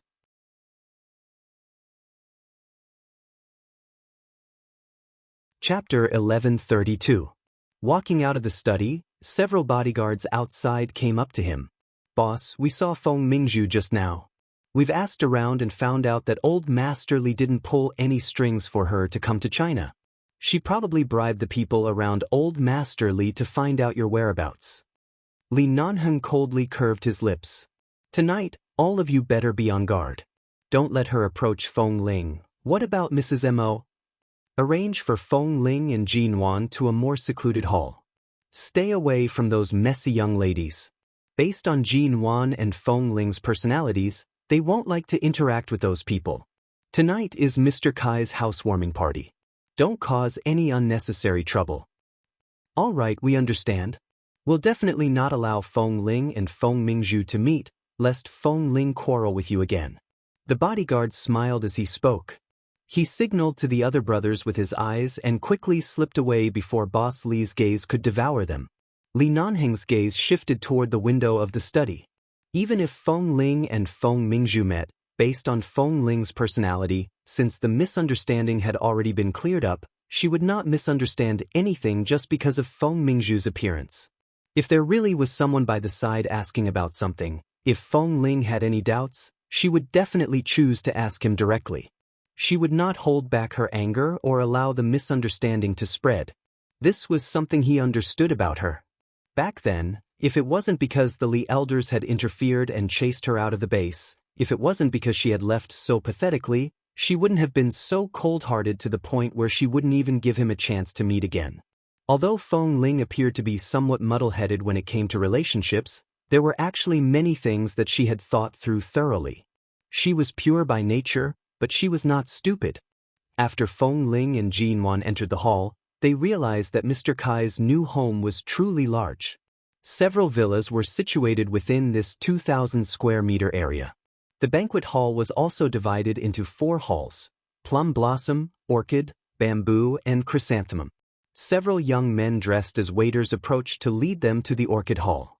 They said that it was more secluded and suitable for Mrs. Mo to rest. Feng Ling thought these people found a secluded hall for them to rest because they knew Jin Wan was Mrs. Mo, so she didn't suspect anything and went over with Jin Wan. When they saw Jin Wan, they warmly greeted her and introduced themselves to each other. Feng Ling was about to stand guard outside the door when she was dragged in by Jin Wan. Your injuries haven't healed yet. Why are you standing outside? Just sit here and eat. You don't have to show your face the entire time. You can leave after spending 2 hours here. You don't have to care about the others. Jin Wan nodded and said, You're not fully recovered yet. Why are you standing outside? Just sit here and eat. That may be the case, but there are many people here tonight. It's better for me to go out and take a look. Since you've asked us to rest in the orchid hall, then we should just stay here peacefully. The few ladies sitting here are all rich madams with whom we usually have no conflicts, and they don't seem to have any hidden agendas. With such a relaxing environment, you should just relax a little. You say that you're a bodyguard, but when have I ever seen you as one? Hurry up and sit down. Jin Wan's last few words were spoken in a commanding tone. Feng Ling could only sit down on the empty sofa beside her. When she sat down, she noticed Jin Wan glancing meaningfully at the scarf around her neck. Feng Ling quietly removed the scarf and placed it by the side. Initially, she didn't want to wear the scarf. However, Jin Wan said that she was wearing too little and her coat was too thin. She didn't have anything to cover her neck and would definitely catch a cold. No matter what, she urged Feng Ling to buy a scarf to wear. Coincidentally, they passed by the hotel and Feng Ling stopped the car to retrieve the red scarf. She wore it here. During this period, Jin Wan even used the words exceptionally beautiful to describe Feng Ling who was wearing the scarf. Even Feng Ling felt a little embarrassed. There were many people in the other 3 halls of the banquet hall. Due to Feng Mingzhu's unusual status in the Feng family, she was specially arranged to be in the main hall, the Plum Hall. Today, some people were wearing gowns, including Feng Mingzhu. Feng Mingzhu wore a long, form-fitting gown. Her long, curly hair rested on her shoulders, complementing the exquisite makeup on her face. She attracted many gazes, but she wasn't interested in those gazes. She only searched for Li Nanheng's figure in the crowd. Since she couldn't find anyone in the Plum Hall, she went to the other halls. Because she knew that there were very few people in the Orchid Hall and that most of them were women, and that it was located in the backyard of the most secluded villa district, Feng Mingzhu went to the Orchid Hall last. When she arrived at the entrance of the Orchid Hall, she abruptly saw Feng Ling sitting on the sofa by the side and chatting with Jin Wan with a faint smile. The moment she saw that Feng Ling was actually here, Feng Mingzhu's gaze instantly turned unfriendly. She scanned the area outside the door and took advantage of the fact that Feng Ling hadn't turned around to look outside. Seeing that Li Nanheng wasn't here, she directly turned around and left.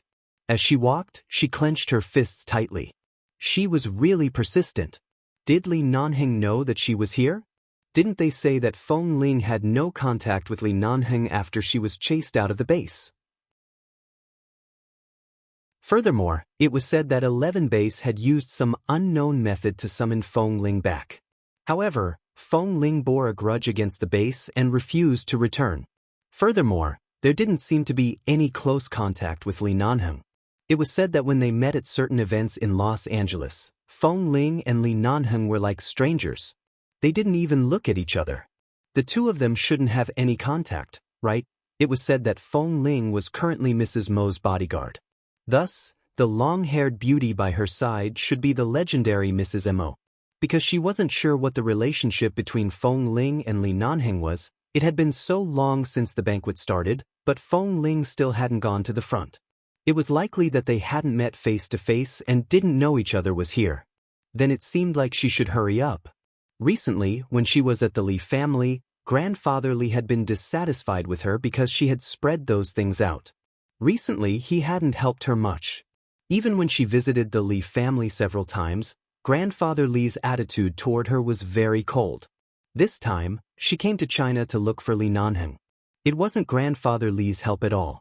Instead, she used all sorts of methods to tell the Li family's housekeeper about her feelings for Li Nanheng, crying and pitifully. Finally, the other party felt compassion for her and revealed a few things about Li Nanheng's schedule in T-City. Otherwise, she wouldn't even have the opportunity to appear at this banquet at the same time. For M.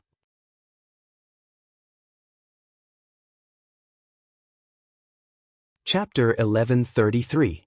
The 3-year marriage between Li Nanheng and that cenotaph was going to end tomorrow.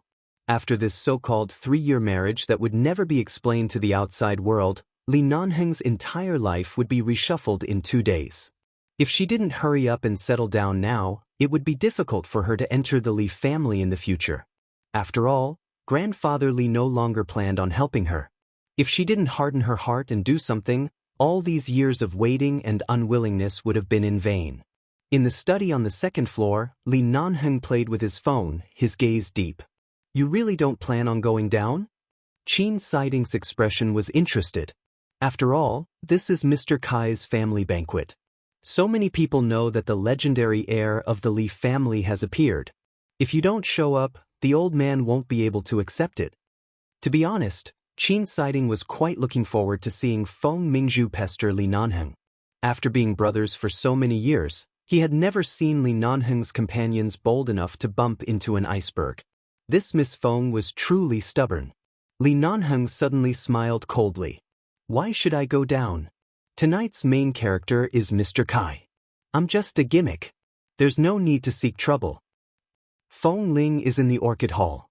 You can avoid Feng Mingzhu's spies and go to the Orchid Hall to have tea with your little Feng Ling. Li Nanheng did not speak. His gaze looked out the window in the direction of the Orchid Hall. If Feng Mingzhu hadn't appeared tonight, he would have used this opportunity to drag Feng Ling out and dance with her. She had never experienced such a romantic occasion before, and it would bring out her adorable side. However, since Feng Mingzhu was here, and based on Feng Mingzhu's personality, he would definitely not show himself without a motive. Dragging Feng Ling out now would only create enemies for her and draw everyone's attention to her. On one hand, it would give her the status she deserved, but on the other hand, it would actually push her into a troublesome situation. It would be better to deal with these troubles before bringing her back to the hotel and coaxing her. It would be better than letting something unexpected happen here. Whether it was in 11 base or outside in the past few years, this little wife of his had always been at the front and worked hard to live well. Now, it was time for him to put her behind his back. Whatever cold wind and bitter rain, he would block it for her. Anything that shouldn't be splashed on her body, anything that shouldn't be dirted in her eyes, should never appear again, and should never come near her. In the latter half of the banquet, the people in the banquet hall all gathered in the courtyard of Mr. Kai's villa, dancing and chatting. It was a lively scene. Under Mr. Kai's urging, Li Nanheng finally showed himself. America's Li Corporation was very low profile in the business world, but who didn't know that the Li Corporation had always played the stable card of seeking victory?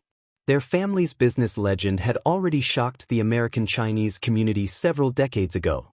Right now, it was just that the elders were getting on in years, and because Li Nanheng had not taken over the family business, they had become much more low profile. But even so, everyone was aware of the Li family's status and the mysterious United Nations-related military base behind the Li family. This was also a rare occasion for Li Nanheng to appear in public. Many successful people whom he was familiar with and whom he had never interacted with before approached to chat. Li Nanheng's expression was calm and he appeared to be smiling.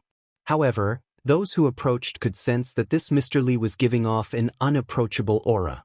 It was clear that he was not easy to approach, and the Li family was not a family that one could easily climb up to. Arriving at Mr. Kai's side, the old man hurriedly turned back to speak with Li Nanheng politely. At this moment, a waiter came over to serve wine. Li Nanheng casually picked up the glass of red wine closest to him and clinked it with Mr. Kai's. After taking a sip, his movements paused. Without batting an eyelid, he smiled at Mr. Kai before turning back to look at Qin Siding, who was standing nearby, chatting happily with others. Sensing Li Nanheng's cold gaze, Qin Siding smiled and said a few words to the people in front of him.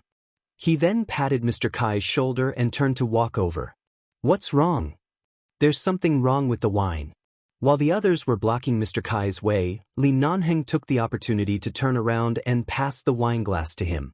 Qin Siding received it and brought it to his nose to take a whiff. Then, he raised his brows and looked at the surrounding crowd and the waiters who had long disappeared. He chuckled lightly. "She's too impatient.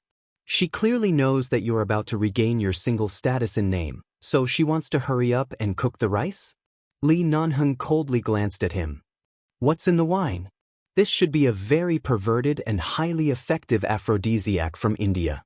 It's hard to detect when the scent is mixed in the red wine. However, you've trained in 11 base all year round, so your alertness isn't something an ordinary person can achieve.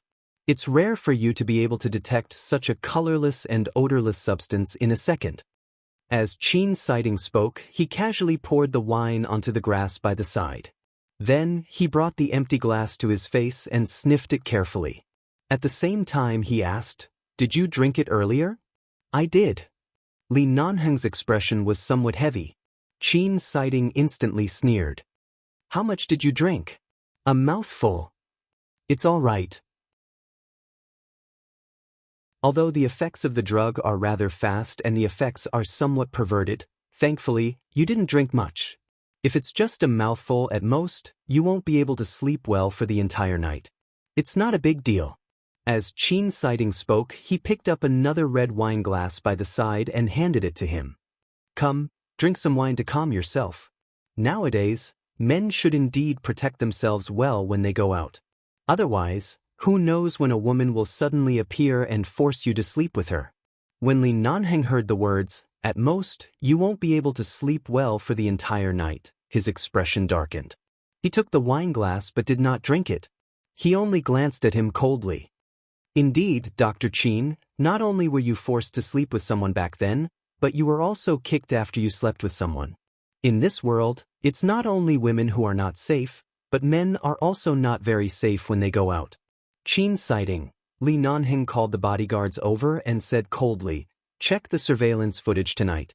Find out who Feng Mingzhu was in direct contact with tonight. Find out which waiter received a bribe from her to help her put something in her wine. After finding out who it was, drag that person out and cripple him. The bodyguard was startled. They had been guarding by the side the whole time and really didn't pay much attention to the wine that Boss Lee was willing to drink. After hearing this, he couldn't help asking curiously, "Boss, are you drugged?" Lee Nanheng's face darkened. "Cut the crap. Go quickly." Oh, okay. For him.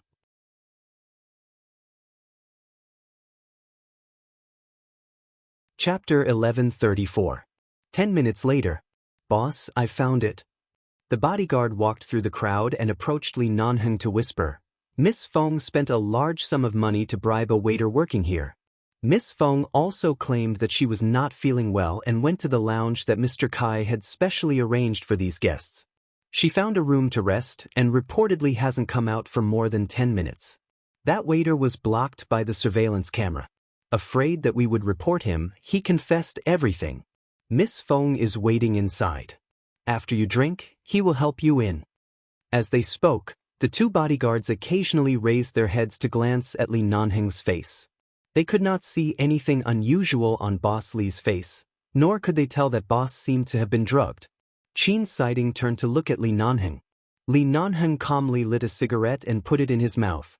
Then he narrowed his cold, black eyes and turned to look in the direction of the Plum Blossom Hall at a few business rivals who were competing with the Li Corporation. He then saw a few old presidents who were drunk among those people. "I think you might as well sacrifice yourself. Soon, everything in the Feng family will belong to you." Qin Siding saw that Li Nanheng's patience was not bad. He tried his best to suppress his laughter. "What are you hesitating for? Go up." Li Nanheng glanced at him indifferently. "You want to go?" Qin Siding chuckled. "I've been a doctor for a long time. I have a strong sense of rejection toward any bacteria. I definitely won't be able to go up. You also know that it's a bacteria colony. It's not anything good. How much do you think this old man's desire is? Can a woman go up?" Li Nanheng held the cigarette in his mouth indifferently. At the same time, he glanced at the building where the bodyguard was pointing at. He held the cigarette in his mouth and narrowed his eyes coldly. No wonder she doesn't want to return to the Feng family. There's no harm in staying far away from this swamp. Who? Qin Siding watched him. Qin Siding looked elegant, gentle, and as clear as water, but in fact he was not ordinary smart. He did not need Li Nanheng to say a word to be able to analyze a lot of truth from his words. He looked at Li Nanheng for less than 3 seconds, and his elegant and deep brows moved. Without waiting for Qin Siding to speak, Li Nanheng smiled coldly. Without explaining, he threw the cigarette butt into the ashtray on the tray in the waiter's hand and walked toward the Plum Hall. In Mr. Kaida's villa, the VIP lounge was located on the 3rd floor of the villa. Walking up the spiral staircase from the Chrysanthemum Hall, a bald man in his 40s with a beer belly was helped up by a waiter. This waiter was the one who had been bribed by Feng Mingzhu. At this moment, he was trembling in fear as he supported the drunk boss next to him. From time to time, he glanced back, but when he saw the 2 fierce-looking bodyguards, he was so frightened that he didn't dare to make a sound and continued to support the boss up. When they reached the 3rd floor above the Chrysanthemum Hall, the waiter whispered as he walked, "It's on this floor. Miss Feng is resting in the room in front." Li Nanheng then walked up, expressionlessly watching the direction they were heading in. When he saw that the Guixia Corporation Xiao Lu was supported to the door of the room, he coldly shifted his gaze toward the window at the end of the corridor. He could see the main entrance of the Orchid Hall. Feng Ling and Jinwan were both holding onto their phones. Jinwan seemed to have come up with some small game and dragged Feng Ling along to play with her. Feng Ling played with her seriously while occasionally furrowing her brows. It was clear that she did not understand the game and lost. After a few more minutes, Feng Ling gradually learned how to play. Her brows gradually relaxed, and a smile appeared in her eyes. From time to time, she would chat and laugh with Jinwan while tapping on her phone with her finger. He then glanced at the red scarf that she had carefully placed on the sofa. A faint smile flashed across Li Nanheng's eyes. At the same time, at the end of the corridor, there was a light knock on the door. Under the cold stare of the two bodyguards, the waiter stood in front of the door and said, "Miss Feng, I've brought him here. Is it convenient for you to open the door now?" After a short while, Feng Mingzhu's voice sounded slightly muffled. "I'm showering. Help him up first." "All right." The waiter tried to push the door and found that it was not locked. He could only bite the bullet and help the drunken Xiao Lu in. He did not dare to stay any longer. Inside was Miss Feng, who had just thrown him a 100,000 yuan bank card, and outside were the bodyguards waiting to take his life. He hurriedly helped Xiao Lu to the bed, looked back at the bathroom door, and ran out as though there was oil on the soles of his feet. As soon as he ran out, he suddenly bumped into the two bodyguards who had yet to leave.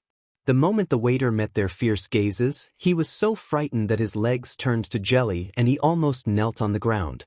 With a pleading expression, he said, "Please, let me go, please. I've already done as you said. I have to take care of my parents and children. Life isn't easy, so I was careless and was blinded by lard. I was greedy for money. Please let me go." One of the bodyguards glanced at him coldly. "Brat, you look like you're only in your early 20s.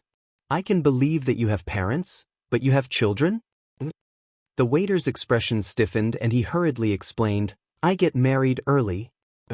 I do have children at home, don't explain to us. There will be a place for you to explain later." The bodyguard was too lazy to listen to his nonsense. He directly pushed the waiter's head to the other bodyguard.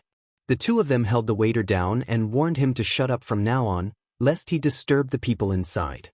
The waiter trembled in fear and did not dare to speak. He looked at them pleadingly with his eyes, but they ignored him. He turned to look at the man standing silently in front of the window at the top of the stairs. Even though it was only his back view, he felt his legs go even weaker.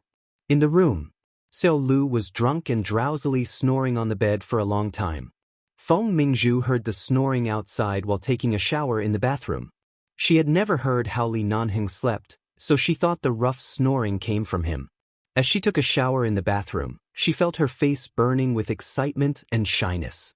She sped up the shower, wanting to get out as soon as possible. After all, Li Nanheng was too vigilant. She didn't know how effective this powerful drug was on him, but at least it should be effective in the first half of the night, so she had to hurry up. At this time, Xiao Lu suddenly choked on his own snoring. He suddenly coughed and half woke up. In a daze, he felt the obvious need to pee. Hearing the sound of water coming from the bathroom, he got up from the bed and staggered toward the bathroom. For him.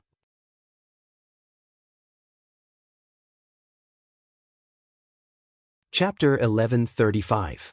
Just as Feng Mingzhu was about to pick up the towel, she suddenly heard the bathroom door being pulled open. Her heart thumped wildly and she turned around, only to see a middle-aged man with a big belly and an oily face walking in while unbuckling his belt. "Ah!" Feng Mingzhu instinctively screamed. Before the other party could react, she subconsciously turned around and was stunned to see a naked beauty. She was so frightened that she hurriedly grabbed a towel and wrapped it around her body. "Which brat sent me this beauty this time? She's pretty good." So Lu had long forgotten where he was. It wasn't like he had never made a deal before. The moment he saw this beauty with fair skin and an excellent figure, his need to pee instantly turned into a desire for sex. He directly pounced on her.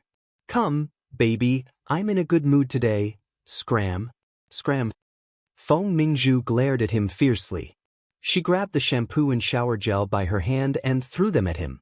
But because she was in too much of a hurry and was frightened, when she tried to run out of the narrow bathroom, her feet suddenly slipped on the wet floor and she fell hard on the ground.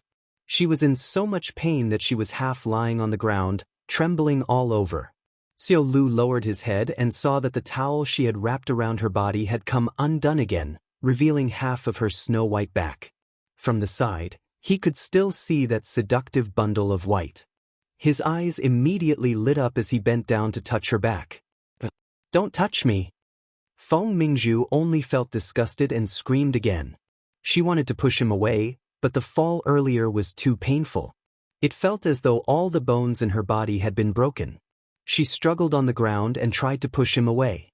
However, she was still pulled up by the old man behind her. He held her tightly in his arms and lowered his head to smell her chest harshly. Scram. Don't touch me, Scram.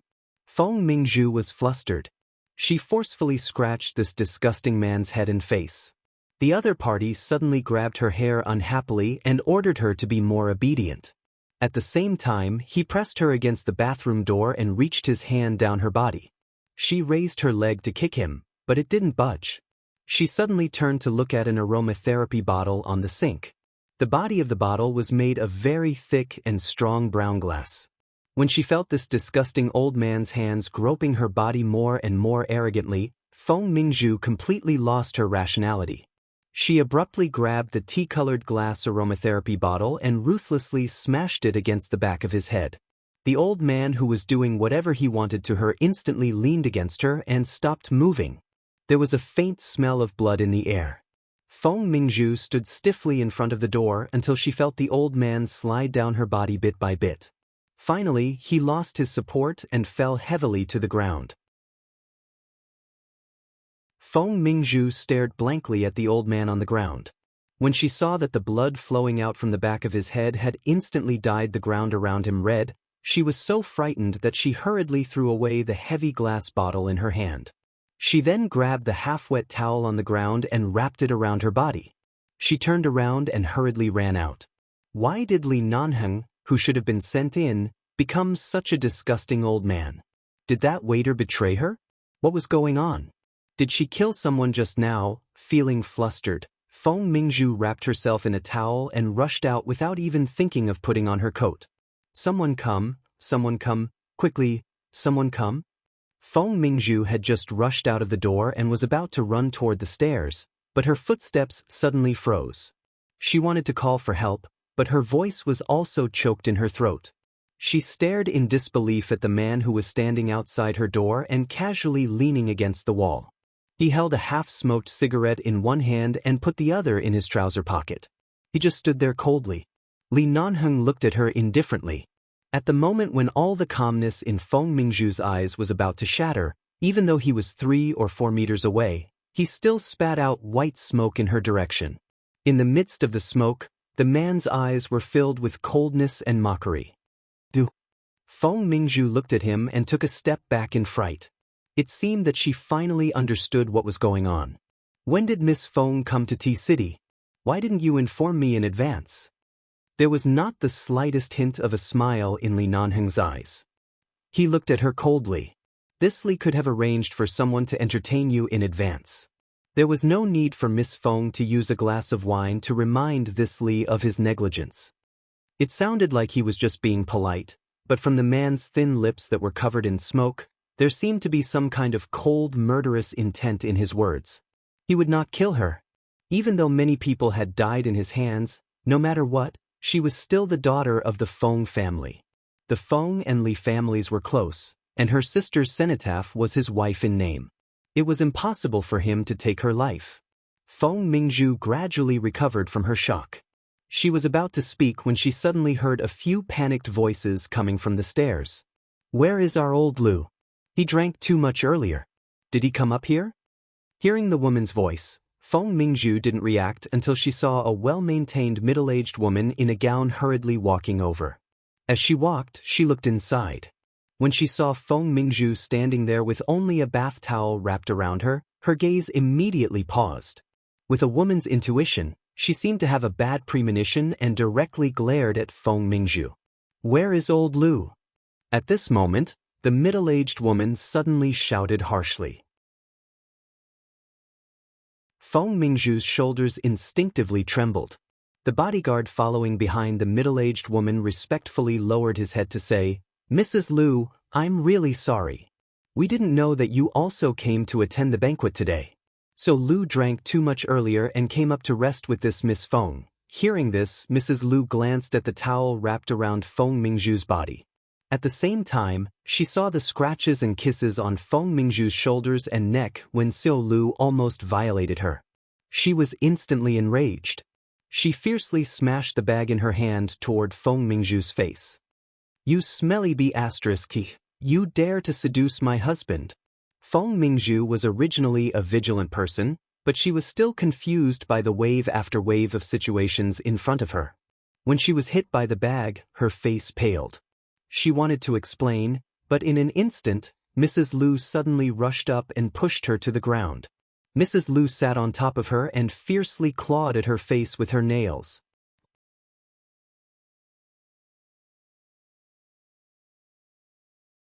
Chapter 1136. Ah! I didn't get lost. Feng Mingzhu, who was repeatedly scratched on her face, was about to collapse, but because she was afraid that the towel on her body would fall apart, she could only use one hand to cover it. However, in this situation, she was completely helpless in front of this crazy, angry woman. Seeing that she kept protecting the towel on her body, Mrs. Lu's eyes reddened with anger and reached out to grab her towel again. Smelly whore, you're shameless. This old lady will make you completely lose your face. I didn't seduce your husband. You misunderstood. This is a misunderstanding. Someone framed me. However, no matter how Feng Mingzhu shouted, Mrs. Lu still tore off the towel on her body. In an instant, Feng Mingzhu curled up naked on the ground in the corridor, exposed to everyone. Li Nanheng expressionlessly turned and walked away, too lazy to look at her. When Mrs. Lu saw the scratches on Feng Mingzhu's chest and body, she raised her hand and slapped her face. Damn, you shameless vixen. Feng Mingzhu fell to the ground, her wet hair disheveled. She was on the verge of a breakdown, but she still used her hands to cover her body. She struggled to raise one hand and clawed at the air, trying to pull the towel back. At this moment, one of the two bodyguards from earlier quickly walked into the room. In less than 5 seconds, he rushed out and shouted at Mrs. Lu, who was still pressing Feng Mingzhu to the ground and slapping her face. Oh no, someone is going to die. When Mrs. Lu heard that someone was going to die, she suddenly raised her head. When she saw the bodyguard's gaze, she seemed to understand something. She quickly got up and ran into the room. At the same time, she raised her high-heeled foot and kicked Feng Mingzhu's stomach hard. Then, ignoring Feng Mingzhu's cries of pain on the ground, she directly rushed into the room. Then Mrs. Lu's screams came from the room. What's going on? Why did that little bitch injure my husband? So much blood. Quick, call the police, call the ambulance, quick. Old Lu, wake up. You can't have anything happen to you. If something happens to you, how can my child and I live? You damn ghost, you fool around outside every day. In the end, you still fell into a woman's trap. Did that vixen ask you for money and you refused, so she hurt you with hatred? Old Lu, wake up. What are you waiting for? Call the police. I've already called the police. The bodyguard looked on coldly from behind and said, There's a police station nearby. The police will be here soon. Has the ambulance been called? Nothing can happen to our old Lu. Please rest assured, Mrs. Lu. Oh, Lao Lu. Mrs. Lu continued to cry on Mr. Lu, who was lying on the ground motionlessly. In just a few minutes, everything seemed to have been reversed. Feng Mingzhu fell to the ground. When the bodyguard walked back and forth, he felt that she was an eyesore. When he came out of the room, he took out her coat and threw it on her. Feng Mingzhu hurriedly grabbed the coat and wrapped it around her body. She raised her head to look at the crowd that had gathered in the corridor after hearing the news. She could not see Li Nanheng, who was blocked by the crowd. When she saw someone take a picture of her with a cell phone, she was so frightened that she hurriedly raised one hand to cover her bruised and red face. Her other hand gripped the corner of the coat tightly. When the nearest police station heard that something had happened to Mr. Kai's family, they immediately mobilized all the police force to rush over. They rushed upstairs and brought the unconscious Mr. Lu and Mrs. Lu away. After listening to the bodyguard's description of the scene, they coldly dragged Feng Mingzhu, who was unable to get up from the ground for a long time, and brought her away as well.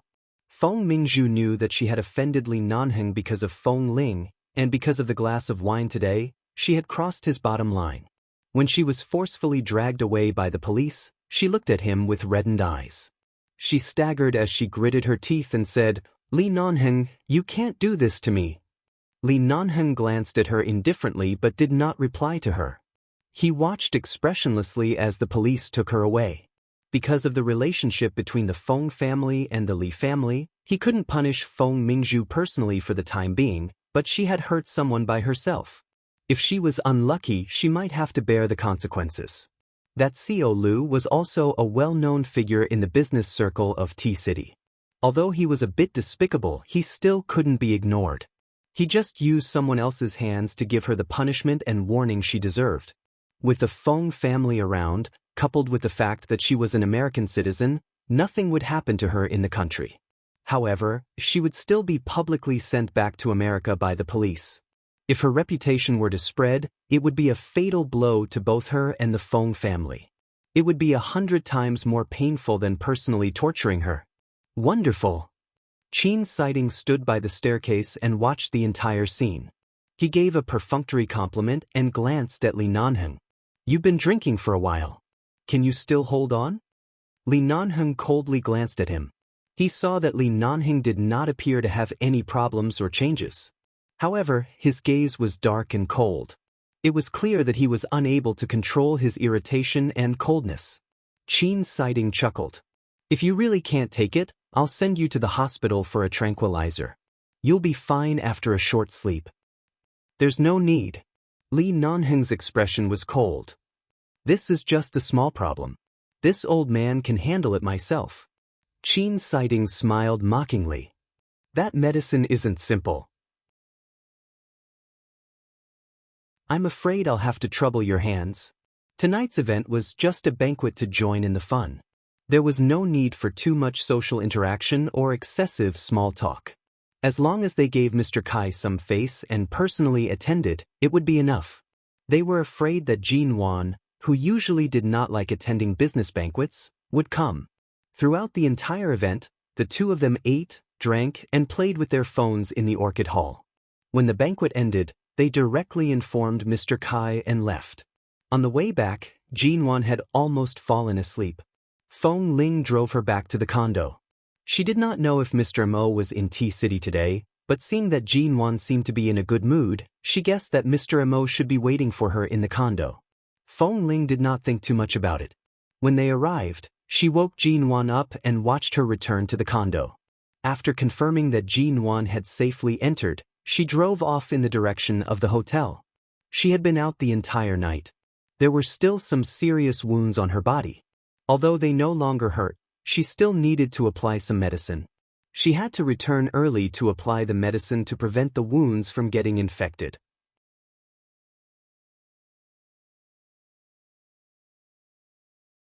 Chapter 1137. Feng Ling had just parked the car in the parking lot downstairs of the hotel when she suddenly heard the sound of a car whistling past. She got out of the car and looked over, only to see that Li Nanheng's car had just entered the parking lot and was parked diagonally across from her. Did he just come back? You're also so late today? Feng Ling walked over and asked. Li Nanheng had seen her car when she drove in.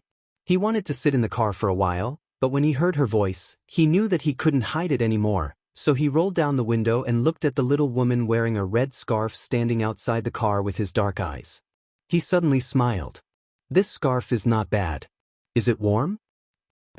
Feng Ling gently responded. In fact, she was a little embarrassed, but she had to admit that it was really warm. And today, Jin Wan had been praising her for wearing a red scarf. The black and red color combination was also very beautiful. She didn't notice the extra hoarseness in the man's voice when he spoke. Usually, when Li Nanheng was in front of her, he always wanted to kiss her, and often when he held her, his voice would be a little hoarse. As sensitive as she was, she didn't notice his strangeness for a moment. Aren't you going to get out of the car? Seeing him sitting in the car, Feng Ling asked. Go up and rest first. I'll go up after I make a call, Li Nanheng said and smiled at her. Feng Ling saw that his movements seemed to be a little slow when he was about to take out his cell phone from his pocket. Although she didn't see anything wrong with him, she instinctively asked, Are you not feeling well? Li Nanheng paused and turned to look at her through the open car window. No. The underground parking lot is very cold. If you have any calls, go back to the room. If it's not convenient for me to listen, I'll go back to the bedroom to wash up. Since we've already met here, is it necessary to go back separately? Feng Ling said as she stood outside the car door waiting for him to get out. Usually she avoided him. Even after they reconciled, he was often the one who took the initiative. It was rare for her to insist on something. Now she insisted on going up with him. If it were any other time, Li Nanheng would indeed be in a good mood because she was changing bit by bit and becoming more open and happy. But now, facing this little woman wearing a red scarf, which made her small face look even whiter and more attractive, Li Nanheng only felt that it was a kind of torture. After about half a minute, Li Nanheng got out of the car. When he got out of the car, the cold air outside made him feel refreshed. However, he still stood by Feng Ling's side after closing the car door. He didn't rush forward and domineeringly hold her in his arms like he usually did. He maintained a distance of about half a meter from her and said, "Let's go." Feng Ling glanced at him and turned to walk to the elevator in the underground parking lot. After entering the elevator, Feng Ling took out the room card from her bag and asked, "Are you sure you're not sick?" The man responded faintly. In the narrow elevator space, the mirror of the elevator door reflected Feng Ling's movements as she lowered her head to flip through the bag. Looking at the little woman's soft hair and rare expression that was not so cold and even slightly gentle, Li Nanheng felt that the effect of the wine he had drunk might not be too strong earlier, but now it seemed to be getting more and more serious. At this moment, Feng Ling finally realized that something seemed to be wrong with him. If it was any other time, he would have stuck close to her and couldn't wait to kiss and hug her in the elevator. Even if he didn't kiss or hug her, he definitely wouldn't keep such a distance from her. The space in this elevator was not big. She stood near the door, but he stood behind and had no intention of approaching at all. When the elevator opened with a ding sound, Feng Ling walked out. When she opened the door, she turned back to look at him, but the man still stood behind without speaking. She walked in, changed her shoes, and glanced at him. "Li Nanheng." The man entered the door, took off his coat, and casually threw it aside. He turned back because she called him. Seeing that his expression and state did not seem strange, she said, "Didn't you say you wanted to make a call? I'll go back to the bedroom to wash up and change my dressing. You can do whatever you need to do." "All right. Be careful not to touch the wound," the man instructed. Indeed, there was nothing strange. Was it because she wore a red scarf today that her mood also turned red? Was it because she had become like other women who would speculate too much about a man's psychological plot because of a slight change in his mood? It shouldn't be. There was nothing different, but she felt that something was indescribably wrong. Seeing that the man went to the study with his phone, Feng Ling turned and went back to the bedroom. After taking a shower and changing her dressing, about 40 minutes passed. During this time, she did not hear any movements outside. Feng Ling sat quietly in the room for a while, glanced at the text message that Jin Wan had sent her after returning home, and replied. After informing each other that they were safe, she put the phone aside. After sitting for a while, Feng Ling got up and walked out of the bedroom. She saw that the door to the study was closed, and the door to the bedroom was still ajar, which meant that he had not come out since entering the study.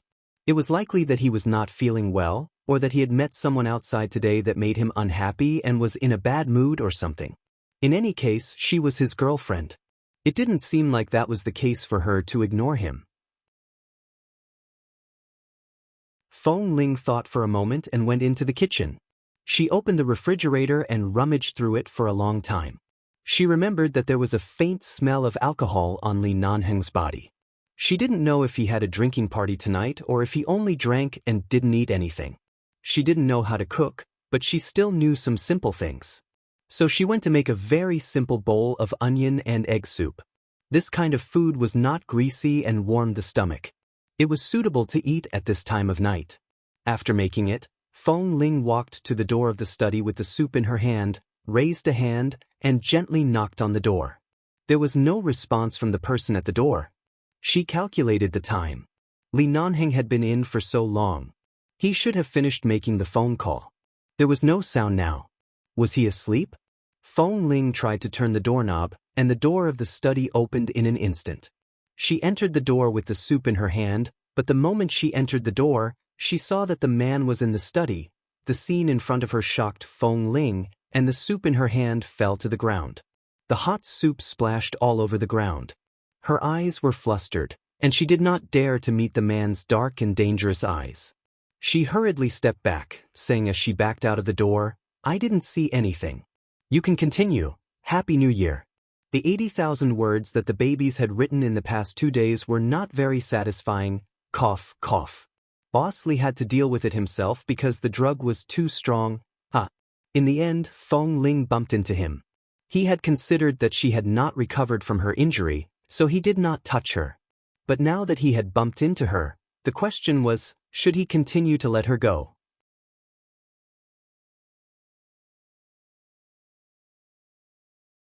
Chapter 1138.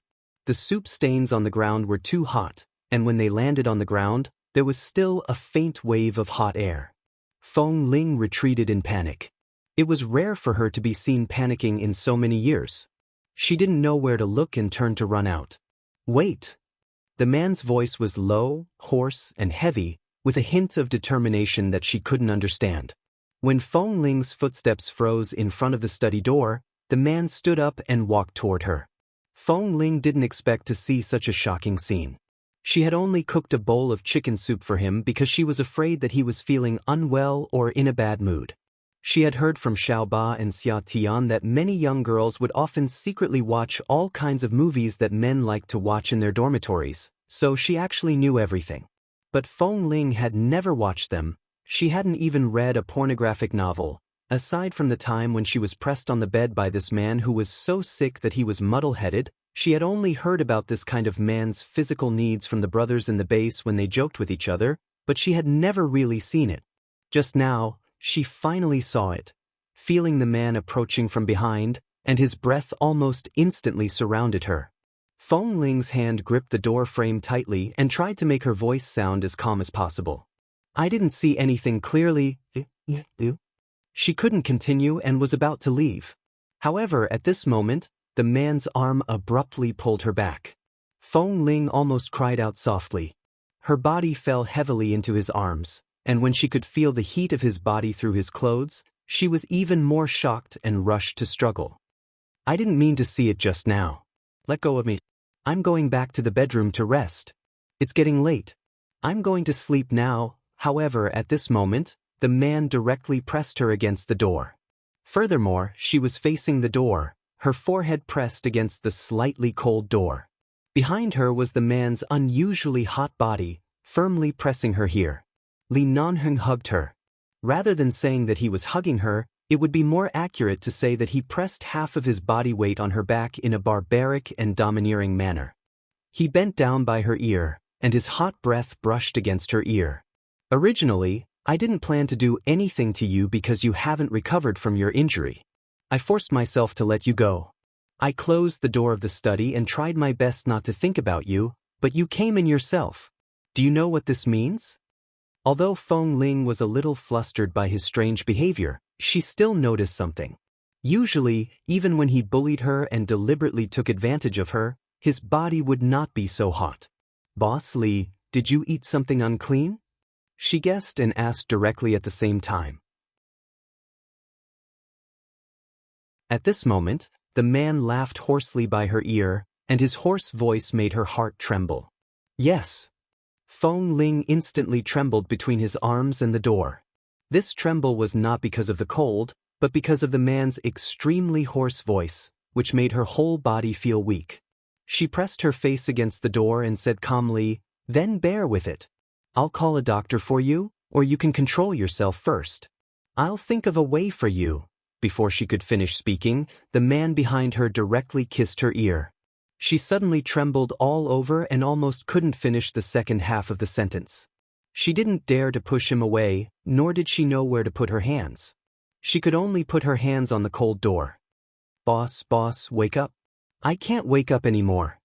Li Nanheng's voice almost poured into her ears. He hugged her abdomen again, and at the same time, he heavily pulled her back from the door.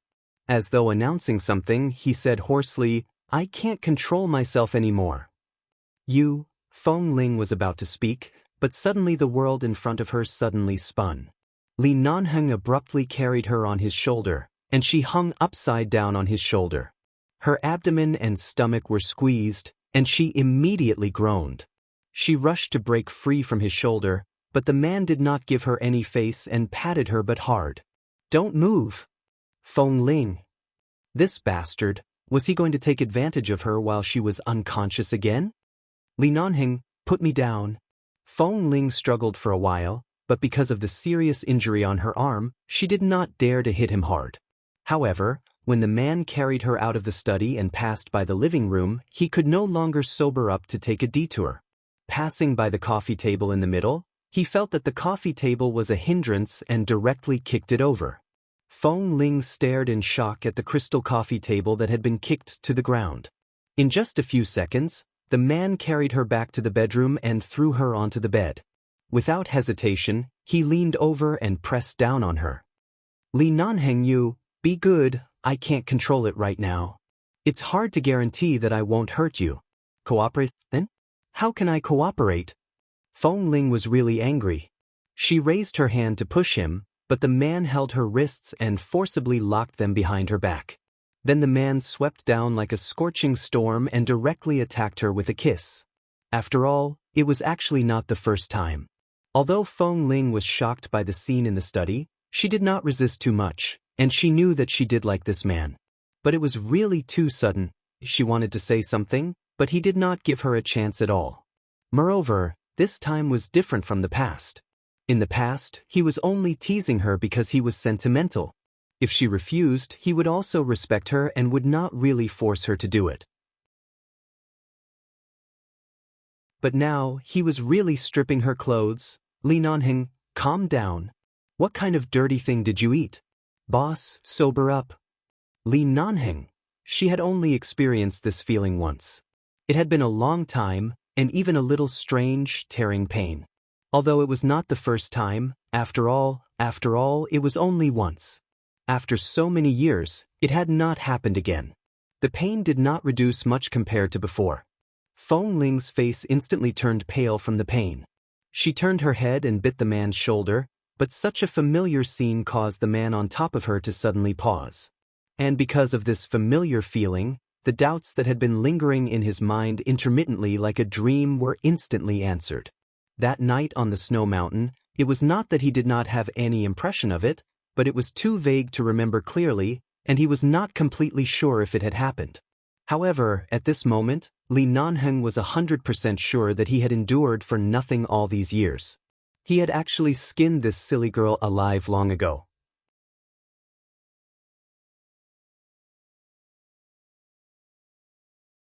Chapter 1139. Feng Ling hadn't recovered from the pain. The man gave her time to adapt and didn't move again. He suddenly held her face and kissed her hard on the lips a few more times. He then leaned close to her ear and said hoarsely, "You've hidden it well. You've long been mine?" Feng Ling's heart skipped a beat. She raised her eyes abruptly, only to see that the man's dark eyes seemed to be in a particularly good mood. She wanted to speak, but the man sealed her lips again. It really was not an ordinary pain.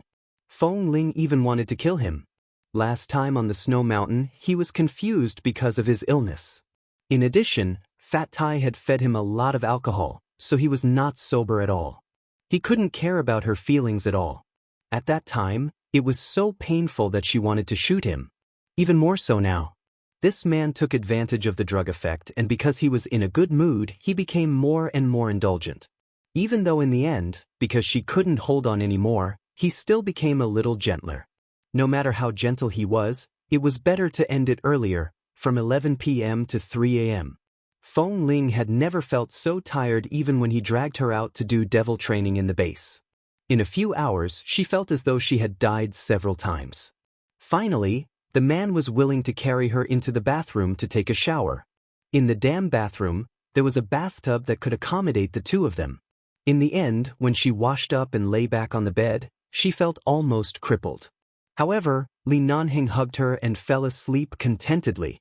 Feng Ling was indeed tired, but no matter how tired she was, seeing that it was already 4 a.m., she really couldn't sleep. Even her mental state was tense. She was not mentally prepared, nor did she understand why this suddenly happened. At least he didn't remember that time on the snow mountain. Later, she pretended that it didn't happen.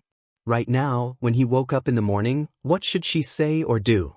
The man by her side was sleeping soundly. In fact, Feng Ling had never seen Li Nanheng sleep so unguarded.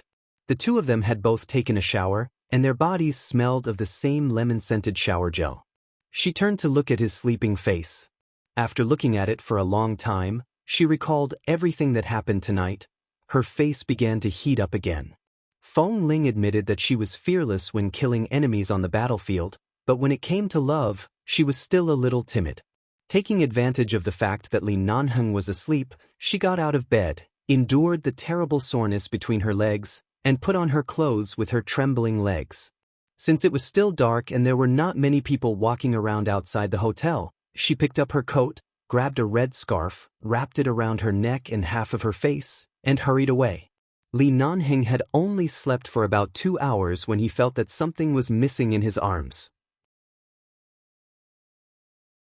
He frowned in his sleep, turned over, and casually waved his hand to the bedside.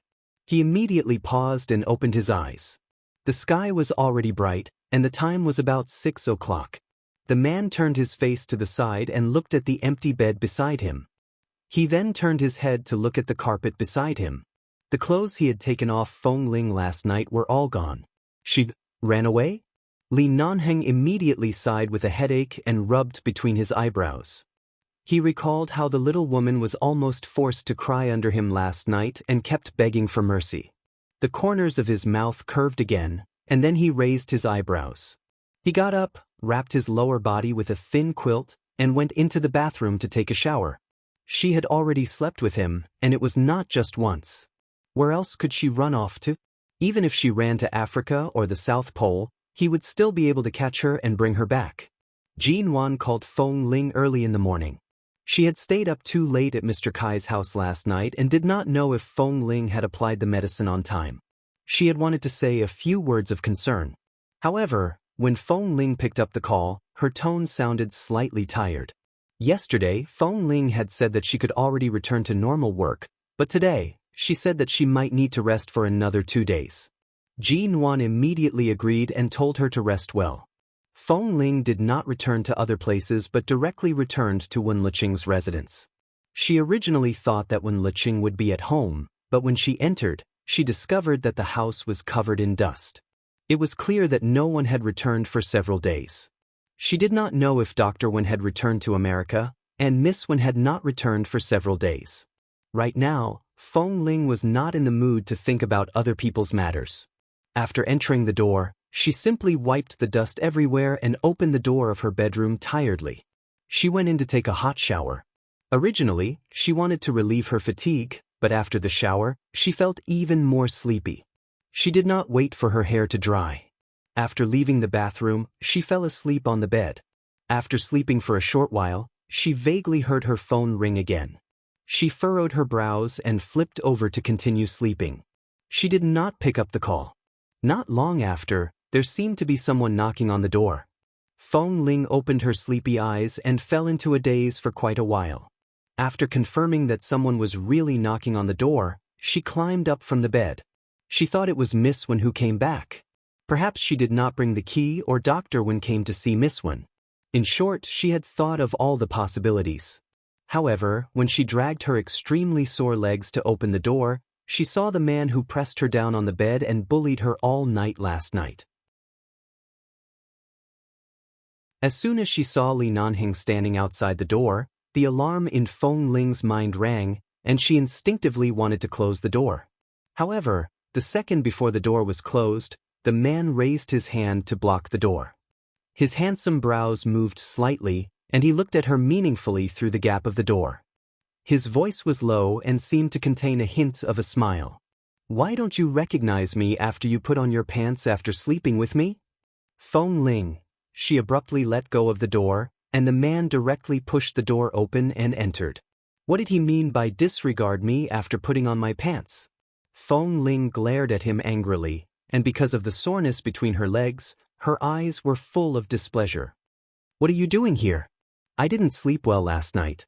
Can't you let me find a quiet place to have a good sleep? Isn't it quiet enough to sleep next to me?" Didn't I also hug you to sleep peacefully later? The man said shamelessly as he walked in. Only then did she see that the man was carrying a bag in his hand, which seemed to contain the breakfast he bought from somewhere. She still remembered the shape of the breakfast box and the names of the small shops that sold breakfast downstairs. Even if you want to sleep, you have to eat first. You didn't eat much last night, and you've been tossing and turning all night. Eat before you sleep. The man placed the breakfast on the dining table for her.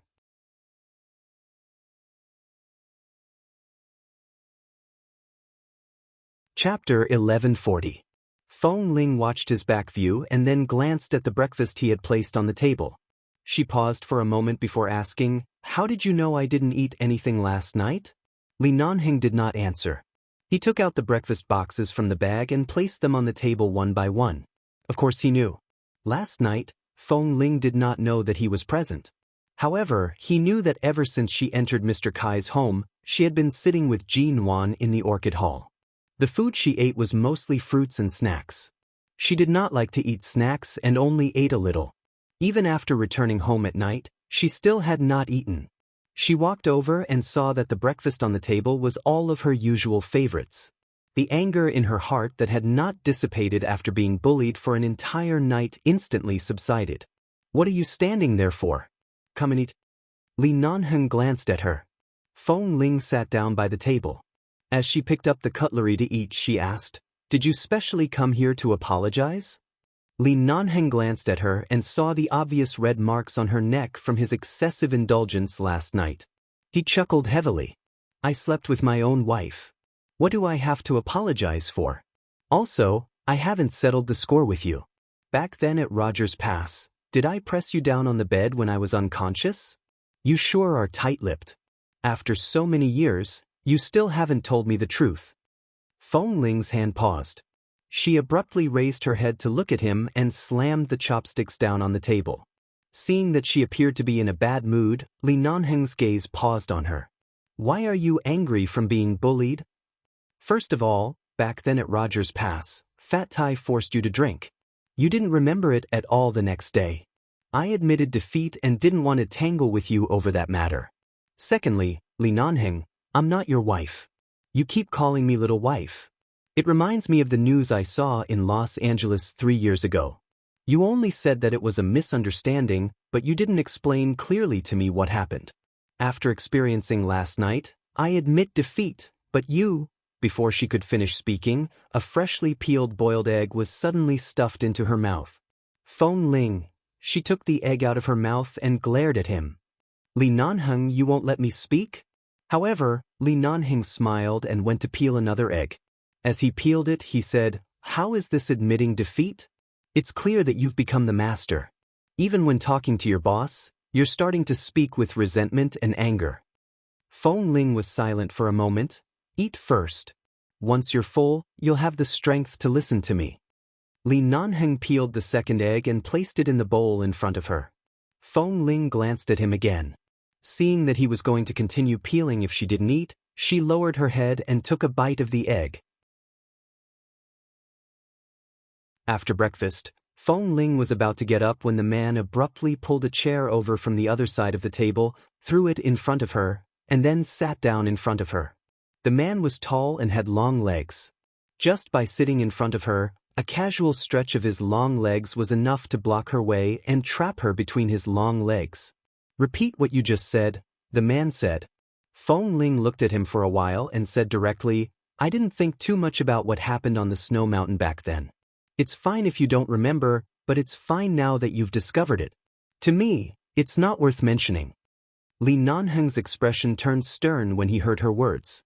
"You're saying that I slept with you back then, but you're so magnanimous that you don't even need to take responsibility? You weren't sober back then." Li Nanheng's gaze immediately turned cold. Clearly, he was dissatisfied. "I wasn't sober. So if the one who was injured and wasn't sober was someone else, if you couldn't push the other party away, you would also allow the other party to do that kind of thing to you. In fact, after the matter passed, you wouldn't even hold it in your heart." Feng Ling. Of course it was impossible. If it were anyone else, if they dared to touch her, she would make him bleed on the spot. "Continue," the man said coldly. She should be the one who was angry, but seeing Li Nanheng's inexplicably angry expression, Feng Ling watched him for a while before saying, "Also, what's with your marriage announcement 3 years ago? No matter whether you're married or not, your wife can't be me. So now that you keep calling me little wife, don't you think you're slapping me in the face? I feel uncomfortable just hearing these 3 words. Can you not call me that in the future?" At this moment, Li Nanheng sat in front of her and gave her a meaningful look. "What else? What else? I think you seem to be very angry. You ran away before the sun rose. Did you run away just because of this? Isn't this enough? At least this is my bottom line. I just want to know the man who treated me like that last night, is he married or unmarried?" The man suddenly chuckled, raised his hand and pinched her face. Feng Ling was hurt and looked at him in confusion. "Li Nanheng, what are you doing? I'm not quarreling with you. I'm trying to make it clear to you rationally." However, she had only spoken halfway when the man suddenly reached out and abruptly picked her up. At the same time, as if he felt that it was not enough, he lowered his head and kissed her hard on the lips. She had just eaten breakfast and hadn't rinsed her mouth. The taste of eggs and milk was still in her mouth, but he didn't seem to mind at all. He pressed down on her struggling hands and feet in his arms and kissed her hard for a long time. Then he carried her by the waist and turned to walk to the bedroom. "What are you doing? It's broad daylight. Don't mess around." Feng Ling seemed to see some aggression in the man's eyes. She didn't dare to believe that in just a few hours, he would use the excuse of bringing her breakfast early in the morning to behave like a beast. However, the man ignored her resistance and directly pressed her against the small sofa in the bedroom door.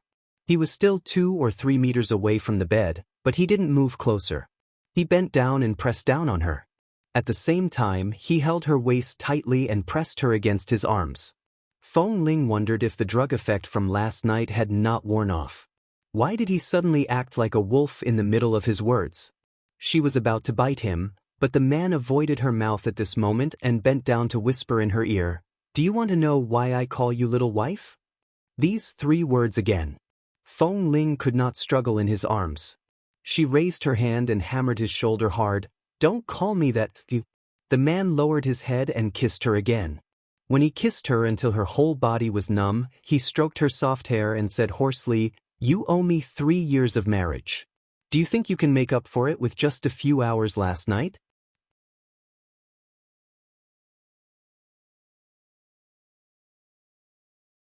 Chapter 1141. Feng Ling didn't understand him at all. What 3 years of wedding night? What compensation? She pushed him, but the man seemed to have gone crazy.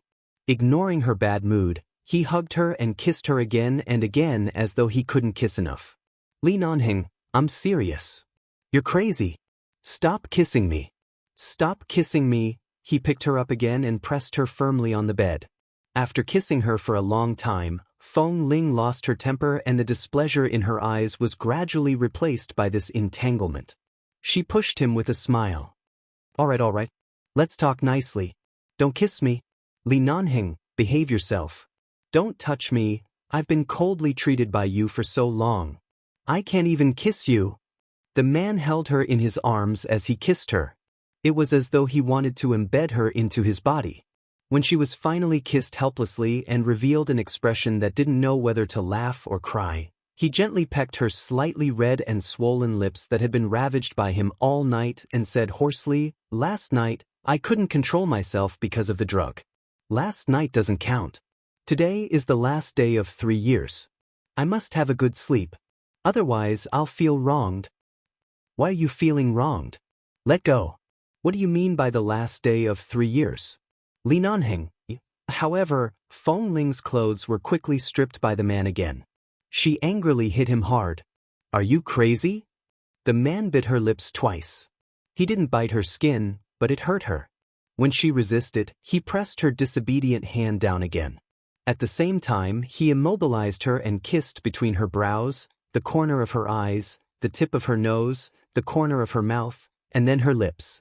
When Feng Ling wondered if this man was a dog, he pressed his lips against hers and whispered, "You should have gone crazy long ago. You shouldn't have let you go because you're too young. The man's unique scent rushed into her nostrils. His hand moved away from her chin and moved down her neck. The marks from last night had not faded yet, and under the man's warm palm, a layer of goosebumps appeared on her skin. Just as he had said, the loss of control last night might have had something to do with the drug, but at this moment, the man was filled with love and determination to not let her go so easily. Feng Ling felt as though she had been pressed on a strange acupuncture point by the man's palm. Her strength was dissipating bit by bit, and a moment later, her face turned red from his next action. She blushed and tried to avoid the man's hand, but she couldn't. She could only turn her head away and not look at him. At the same time, she was slightly panting. He moved his lips away slightly and kissed the corner of her mouth again. Then he pressed the tip of his nose against her cheek and said, "Last night was the second time I saw you cry. Do you know what I was thinking when you cried?" Feng Ling bit her lips and glared at him. "Don't say it. A girl who never cries is crying like that under me." The man's hand did not stop for a moment, causing her body to tremble uncontrollably. "At that time, I was thinking, this old man has been in 11 base for so many years. Fortunately, I didn't die so early. If I really have to die, I should die on your body." "Shut up, don't say it." Feng Ling was so angry that she wanted to bite him. However, when she raised her head to bite him, the man bent down and kissed her back. He pressed her harshly on the bed and kissed her harshly. He held her face, which she had been trying to turn away from, and forced her to turn her head to look into his eyes. She saw the reflection of her bare shoulders in his eyes, her uncontrollably blushing face, and a pair of watery eyes that she had never seen from herself before. "Don't hide." The man kissed her. "You're very beautiful." Beautiful. This was the first time this word had appeared in Feng Ling's life dictionary. She had never thought that a person like her, who was rarely feminine, would be related to the word beautiful. In the past, she had only heard others say that she was the kind of woman who was very suitable for having short hair. She was both handsome and beautiful. When people said that she was beautiful, she had only thought that they were sweet and had never thought much about it.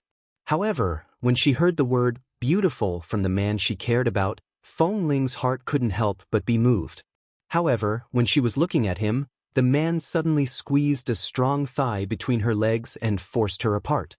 He held her wrists with one hand and used the other to stir up trouble on her body, endlessly. Feng Ling's cheeks were red. The exhaustion from last night had yet to fade.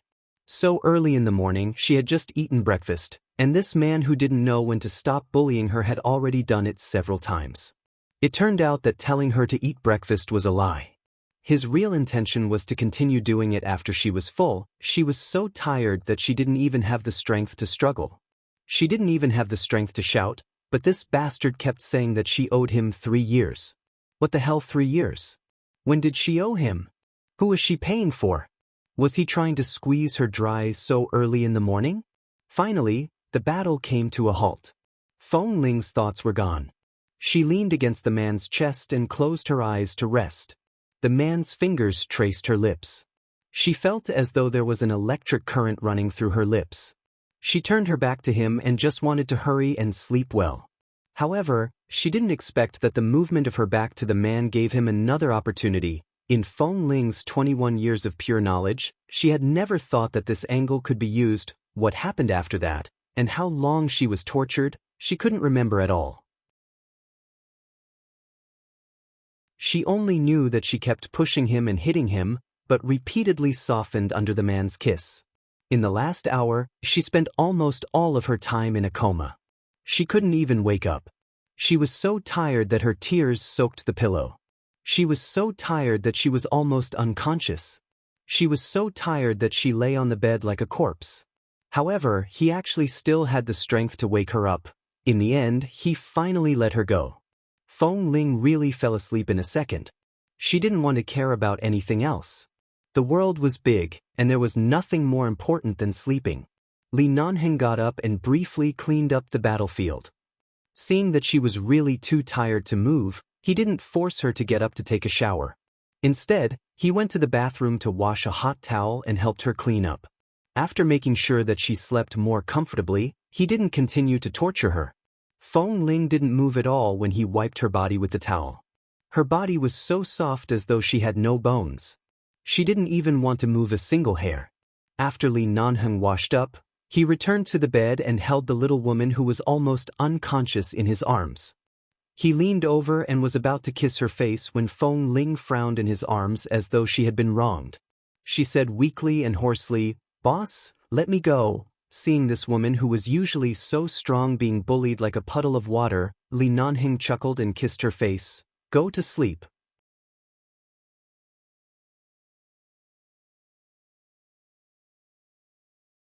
Chapter 1142. Feng Ling fell asleep again as if she had heard a special pardon. Or maybe she didn't wake up at all but was tortured by him in her dreams and begged for mercy instinctively. At noon, the curtains in the room were closed and both of them were asleep. Li Nanheng's cell phone suddenly vibrated in his pocket. After vibrating repeatedly for at least 10 minutes, the man impatiently reached out to take the phone, picked it up, and put it by his ear. "Say it quickly. Don't disturb my sleep." The person on the other side of the phone was stunned because he was still sleeping in the daytime, and then said, "Young Master Li, something happened to the Feng family. The elders of our family were called out and haven't come back since early in the morning." Hearing the word Feng family, Li Nanheng lost his patience. What does the Feng family's accident have to do with the Li family? Why were the elders called out? "It's about Miss Feng. I heard that she secretly went to China yesterday. I don't know what happened in China, but she was sent back to China by the police overnight. I'm just the housekeeper of the Li family, so I can't ask what happened, but the elders were called out early in the morning. I heard that Miss Feng tried to commit suicide at home, cut her wrists, and hit the wall. It's a big deal. The police were fast enough. They returned to the Feng family early in the morning. It could be seen that she was sent back to the United States as soon as she arrived at the police station last night. But if it weren't for the reputation of the Feng family, the police wouldn't have sent her away so easily. Otherwise, this matter wouldn't have ended so easily. She would go back to the Feng family to commit suicide and force the elders of the Li family to come to her. Feng Mingzhu's dangerous move of using her life as a hostage had probably been planned for herself during the 10 hours she flew back to America. "Who asked you to call me?" Li Nanheng asked. The housekeeper of the Li family said anxiously on the phone, "It's Mr. Li." The other 3 elders also sounded very unkind on the other side of the phone. "I don't know what happened, but Miss Feng's suicide should have something to do with you. Otherwise, the elders wouldn't be so angry and asked me to call you and ask you to come back." Li Nanheng was silent for a moment. "I see." After that, he hung up the phone and threw it aside. Then he turned to look at the woman who was sleeping in his arms. He lowered his head and kissed her on the cheek and the tip of her nose. After a while, he whispered in her ear, "I have to go back to the United States for a while. Take a good rest. If you want to go back to Jindu Hotel to recuperate, you can go there directly. If you want to stay here to recuperate, I'll leave a few people here so that no one will disturb you. Don't wander around these days. I'll be back soon." In her drowsiness, Feng Ling heard it and reluctantly grunted in response. However, she still closed her eyes and continued to sleep. When the man lifted the blanket and got up, she turned over and continued to sleep as though the man was not as important as the bed. Li Nanheng turned back to look at this woman who was sleeping soundly and did not have any reluctance to leave. If it weren't for the fact that the old people were in the Feng family and he had to rush back to stabilize the situation, even if he was given another 2 hours, he would definitely wake her up and let her know who her man was. How dare she ignore him again and again? She really deserved to be beaten up. Feng Ling really fell asleep. Even an earthquake might not be able to wake her up. After another 2 hours, she woke up and turned over on the bed, only to feel that her entire body was extremely sore. While secretly cursing that bastard, she slowly moved her legs and felt that the swelling pain was much better than before. Then she turned to look at the empty other side of the bed. She remembered that he said that he had to rush back to the United States for an urgent matter. Based on Li Nanheng's usual style, if it wasn't really an urgent matter, he would definitely still be on her bed and would not leave even if the sky collapsed. Fortunately, he had left. Otherwise, when she woke up, she would definitely suffocate him with a pillow. Otherwise, he would wait for her to recover her strength and have a proper duel. In the few fights, last night and this morning, because she was a woman, she was always at a disadvantage. She was bullied to the point that it was useless even if she cried. The more she cried, the more energetic he became. Using the word beast to describe him was not even 1/10 of his viciousness. In the past, when they were in 11 base for so long, other than kissing, hugging, or touching her uncontrollably, he at least had a sense of propriety. But today, this man was like a monster in the dragon prison tower who had finally been released from the seal. Feng Ling lay on the bed for a while. Although she was still very tired, she still couldn't sleep. She struggled to sit up, rubbed her sore waist, picked up her cell phone, and glanced at it. Only then did she see that Jin Wan had sent her a message half an hour ago, asking if she was at home now. She looked up and saw a message that the man had sent her at the airport an hour ago. She opened it and saw that it was a kiss emoji. Feng Ling. She didn't reply but threw the phone back on the bed with a look of disgust. She lifted the quilt, got out of bed, and walked to the living room to find water. The slightly cold water poured into her throat, and the man's words suddenly rang in her mind. Little wife. She owed him a wedding night for 3 years. The last day of 3 years. Her hand holding the quilt suddenly paused.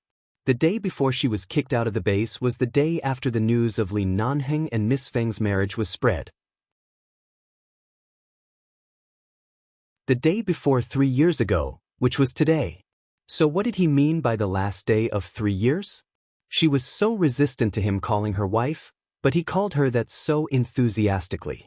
And the so-called 3 years, the so-called marriage. Marriage, Miss Feng, Feng Ling's expression suddenly paused. There were only a few young ladies in the Feng family except for Feng Mingzhu, but he repeatedly said that he didn't marry Feng Mingzhu and repeatedly emphasized that he didn't marry any woman. So this Miss Feng didn't exist, or did she exist in another way? Then wasn't the other Miss Feng? Feng Ling couldn't understand this matter.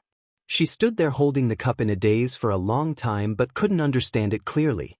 The more she thought about it, the more she felt that there couldn't be such a coincidence in this world. And in the eyes of many people, wasn't the second daughter of the Feng family already dead? How was that possible? Just as Feng Ling was holding the cup in a daze, there was suddenly a knock on the door. She turned to open the door, only to see that the person who came was Jin Wan.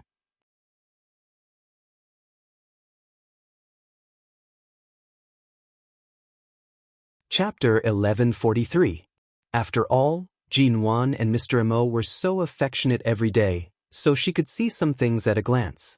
Seeing that she had been seen, Feng Ling didn't try to hide it, so she didn't hide it. I'm fine. Why are you here? Just as Feng Ling turned around, Jin Wan saw the obvious marks on her neck. Although Mo Jingshan was not easy to deal with in bed, at least he would take care of her feelings most of the time. At least in Jin Wan's eyes, these marks only made her feel that Feng Ling had been raped by someone. Faced with Jin Wan's worried and distressed expression, Feng Ling's own mental state had not recovered. She thought that Li Nanheng might not have expected things to come to this point this morning. It was more or less because of her words that angered him. But now that Jin Wan was here, Feng Ling rationally thought of a more serious problem. She was now Mrs. Mo's bodyguard, and there were more serious jobs and responsibilities waiting for her. It was fine that she was on sick leave these days, but last night and today, she and Li Nanheng didn't seem to use any contraceptive measures. She could only ask Jin Wan for help. The Feng family, Los Angeles, United States. A tall black Hummer was parked outside the Feng family's mansion. The door of the Feng family, which was usually crowded, was closed at this time. Obviously, everyone was in the villa, and there was no one in the yard except for the servants who came out to open the door. Li Nanheng walked in expressionlessly, and the servant didn't dare to speak when she saw Mr. Li. When Li Nanheng walked in and opened the door, he heard the conversation between Grandfather Feng and Grandmother Feng. What should we do? The Li family and the Feng family have been friends for so many years. Why did such a thing happen to the children? Then the third son of the Li family said, "It's okay. Don't worry, Grandfather Feng and sister-in-law. When that brat Nanheng comes back, we'll skin him." Third grandpa, if you want to skin me, You have to have a good reason. I just got off the plane and haven't eaten a mouthful of hot food yet. The moment I entered the door, I heard you say that you want to skin me. Li Nanheng's voice suddenly sounded, instantly interrupting the conversation between the old men inside. It was already midnight when they flew over from T-City, but the lights in the Feng family's house were still on. Obviously, they hadn't slept yet. Hearing Li Nanheng's voice, Grandfather Feng and Grandmother Feng turned to look at him with anger in their eyes. You stinking brat, you bullied Mingzhu to such a state, and you still have the nerve to ask for a meal? Oh, since you haven't slept and I'm back, why don't you ask Miss Feng to come out and talk to me face to face? What evil thing did I do to her to force her to come back crying and commit suicide? You even invited the old men of the Li family over. Our old Li had a stroke some time ago and couldn't even get out of bed. Now he has to come here in a wheelchair to stop her from committing suicide. Li Nanheng said as he glanced at Elder Li, who was sitting in a wheelchair with an unfriendly expression. How dare you say that? Because of the stroke, although Mr. Li had almost recovered, when he was too anxious and angry, his speech was a little unclear, but he still said angrily, How on earth did you frame the girl? When Mingzhu came back, she cried and said that she was ruined by you. You framed her and ruined her reputation. She couldn't get married in the future, and she didn't want to live anymore. She cut her wrist with the fruit knife, and the skin was cut. If someone hadn't found it in time, I'm afraid there would have been blood. If she wasn't really desperate, how could this happen? Otherwise, how could she do this?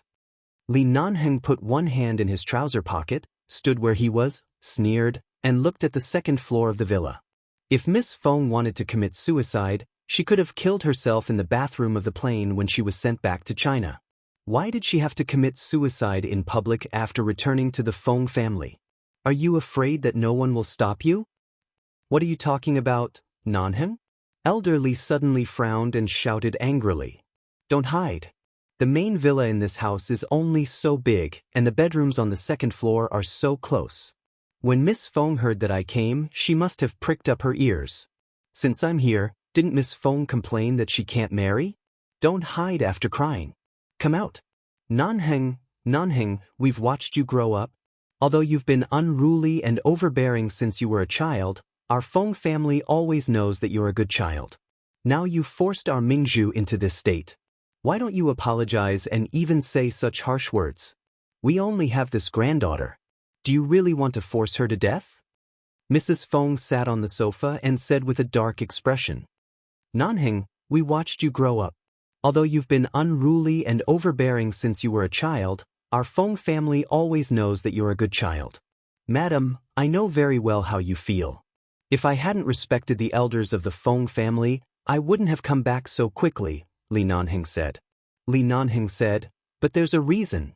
Originally, I didn't want the elders to know about this matter, but since Miss Feng threatened me with her life, claimed that she was framed by me, and brought the elders of the Li family here, I'm really sorry. No matter how ugly the truth is, it can't be suppressed. What do you mean? Hearing his words, Elder Feng immediately looked at him in confusion. At this time, Feng Mingzhu came out of the bedroom on the second floor, stood at the railing of the stairs on the second floor, and looked at him with a pair of haggard, red and swollen eyes. The scratches on her face were still there, and she looked embarrassed as if she had been bullied. Nanheng, I know I went to T-City to find you and made you unhappy, but you can't do this to me. As if he didn't hear her aggrieved words, Li Nanheng coldly picked up his cell phone and glanced at it. Seeing that all the videos sent to his mailbox in T-City had been sent to him, he picked up the remote control not far away and turned on the TV in the hall of the Feng family's main residence. Nanheng, what are you doing?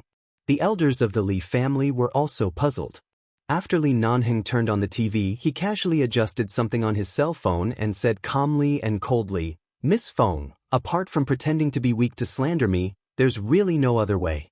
She cried and tried to commit suicide. What else can she do but use the evidence to speak? Hearing the evidence, he said, Feng Mingzhu was stunned. The other old people also turned to look at the TV screen in confusion.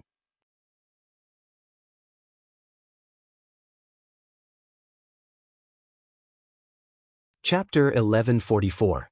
The woman in a gown in the corner, even though she was standing in a dim corner, could still be recognized as Feng Mingzhu from her figure and the bag in her hand. She said something to the waiter in the corner and then took out a bank card and placed it in the waiter's hand.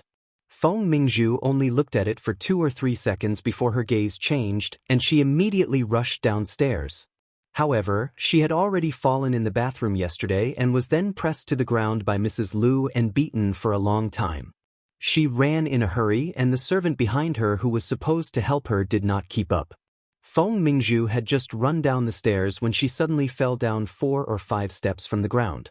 She fell to the ground in a sorry state and let out a scream that attracted everyone's attention. The 2 elders of the Feng family, the elders of the Li family, and the servants of the Feng family present seemed to understand something when they saw her panic. They all looked in her direction in silence. Feng Mingzhu didn't seem to see everyone's gaze. When the servant hurriedly ran down to help her up, she struggled to stand up. Ignoring the pain in her leg, she pointed in the direction of the TV screen and sobbed. "Don't look. Li Nanheng is framing me. He has long wanted to get rid of the Feng family shackles. In order to break off with the Feng family, he can do anything. He is framing me." As she spoke, she ran over and spread her arms to block the TV screen. She turned her head with red eyes and looked at everyone's gaze. "Don't look, don't look." Originally, no one understood what Li Nanheng was going to show everyone, but Feng Mingzhu's extreme reaction made the 2 elders of the Feng family hesitate for a moment. They looked at her expression thoughtfully and guessed that their child might really be lying.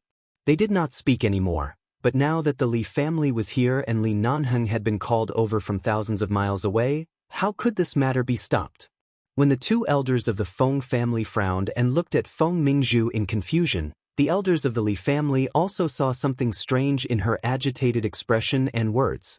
They immediately looked at Li Nanheng, who was standing coldly and quietly by the side, and then at the 2 elders of the Feng family sitting on the sofa. Since Nanheng said that there is a reason, now that we are all here, let's see what exactly is going on. "Don't look, don't look. Nanheng is framing me." Feng Mingzhu looked at Captain Li helplessly with red eyes. "Grandpa Li, believe me, you have to believe me." Sitting in the wheelchair, Grandfather Li glanced at her. After a few seconds of silence, he said, "Miss Feng, you're too emotional. Sit aside and take a rest. Let's see how it goes." "Grandpa Li." However, as soon as Old Master Li said this, everyone knew that it was impossible not to play the video on the screen. The helper also walked up and pulled Feng Mingzhu away. "Miss, don't be too agitated." Feng Mingzhu was stunned. "Let me go, don't look. Don't look." Feng Mingzhu was pulled to the side, and everyone's eyes turned to the TV screen again. After taking the card from Feng Mingzhu, the waiter nodded and turned to leave. Then the screen switched to another scene. All the scenes changed to the places where Feng Mingzhu appeared later. After coming out of the corner, Feng Mingzhu did not enter the banquet hall again but went straight to a special lounge above the banquet hall. In the surveillance camera above the corridor, she looked around before entering the room and then pushed the door open and entered the room. After that, the camera didn't change again but stayed in the corridor. During this period, the waiting time was accelerated, but the surveillance time displayed on the upper right corner could be seen. Less than half an hour later, the waiter appeared in the corridor with a bald man with a beer belly and directly helped the man into the room where Feng Mingzhu was. The room the camera was shooting was outside Feng Mingzhu's room. The waiter was obviously the one who had received money half an hour ago, the one who was bribed by Feng Mingzhu herself. Li Nanheng was not seen in the whole process, and this video was enough to let everyone know that no matter what happened, Feng Mingzhu was the one who made the decision and no one set her up. Feng Mingzhu also looked at the process on the screen and suddenly realized what she had experienced. She turned her red eyes to look at Li Nanheng, but the man didn't even look at her. Feng Mingzhu clenched her fists tightly and bit her lips. At this moment, she couldn't say a word. The fear and despair in her heart had already spread to the top of her head. "Miss." The servant, who was standing next to her, felt her body was cold and trembling. She called out to her worriedly and fearfully. The surveillance video on the TV screen was still playing. After the man was helped into the room and the waiter quietly left, the camera switched to the scene where the waiter handed over the bank card. The bank card on the screen was enlarged. Others might not recognize it, but the Feng family recognized it. The pink card indeed belonged to Feng Mingzhu. It was a small card that she usually used, but because the Feng family had a high status in Los Angeles, they also had a certain status in the bank, so the Feng family's bank card would have some special marks that they recognized. Then, the camera switched back to the door of Feng Mingzhu's room. Suddenly, the door was opened, and the scene of Feng Mingzhu hurriedly running out in a bath towel appeared in everyone's eyes. The two elders of the Feng family and the elders of the Li family frowned when they saw her bare shoulders. They were considering whether to continue watching, but at this moment, they saw Li Nanheng's figure finally appear in the camera, but he was just standing outside the corridor. This matter clearly had nothing to do with him from the beginning, but why did he appear outside later? This puzzled everyone, so they continued watching. The more exciting scene was what happened after Mrs. Liu rushed up. It was not until the bath towel on Feng Mingzhu's body was suddenly stripped off that the elders suddenly closed their eyes. At this moment, Grandfather Feng slapped the coffee table heavily. "Enough! Don't play anymore." Hearing her grandfather's angry shout, Feng Mingzhu's almost frozen body stiffened as she watched the nightmarish surveillance video. She looked at Grandfather Feng weakly.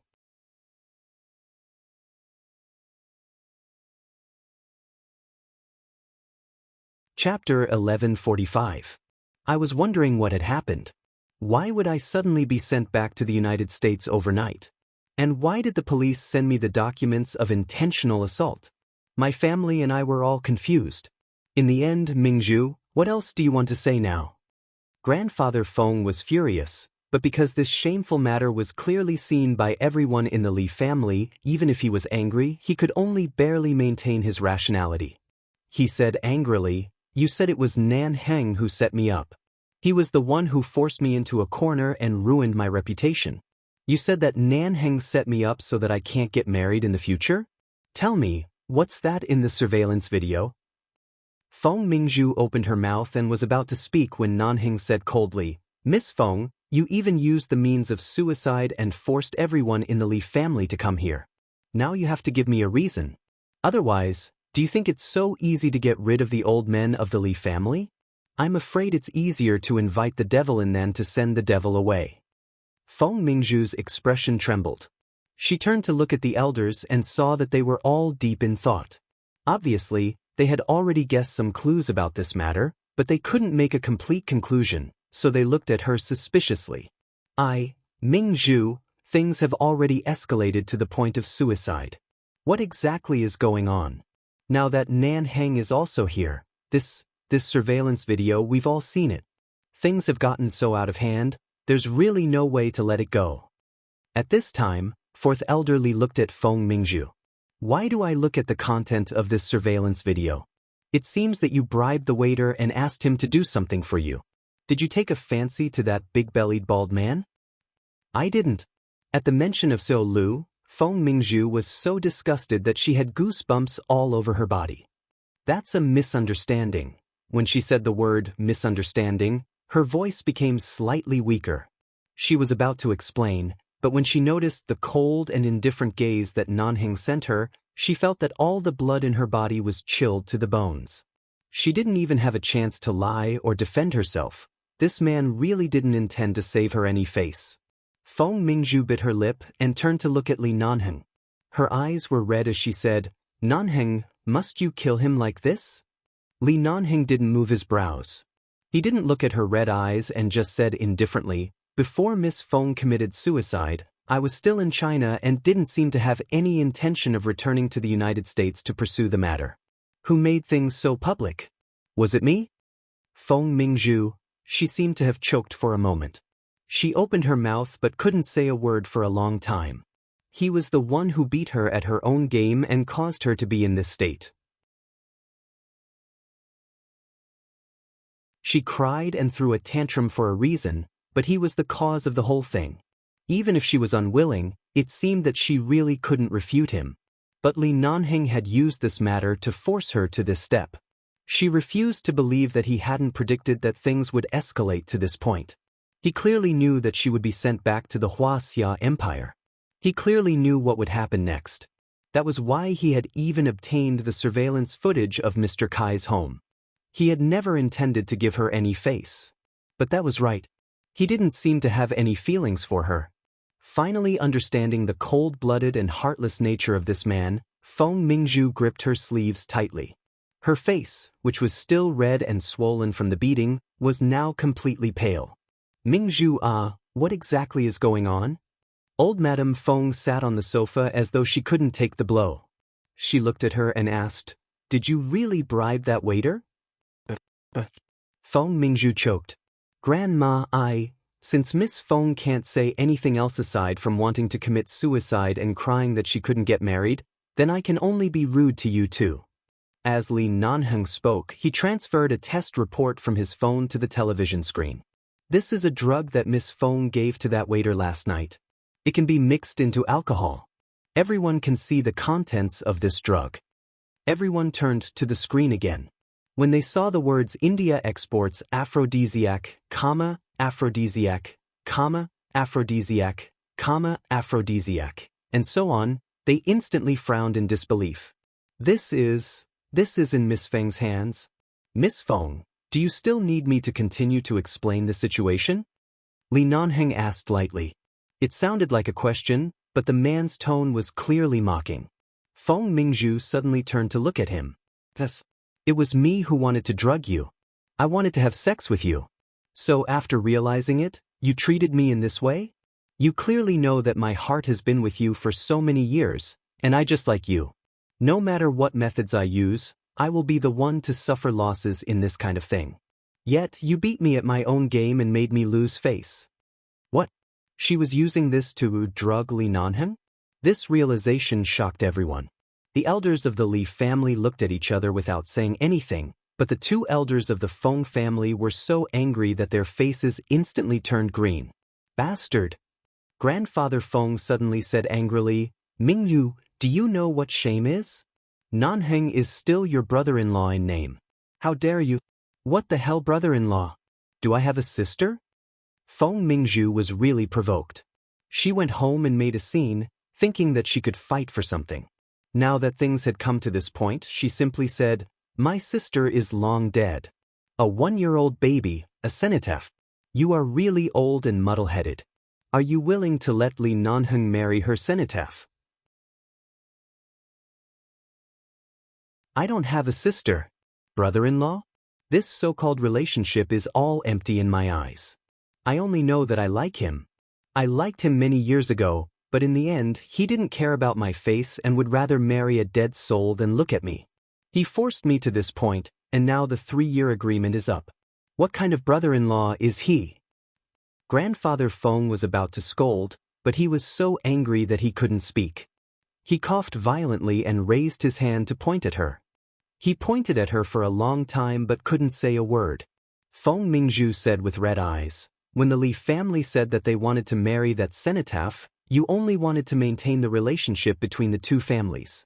You only thought that even if it was just a cenotaph, you could at least give my dead sister a home. But did you think about me? I liked him so much. And you want me to call him brother-in-law? I can't do it."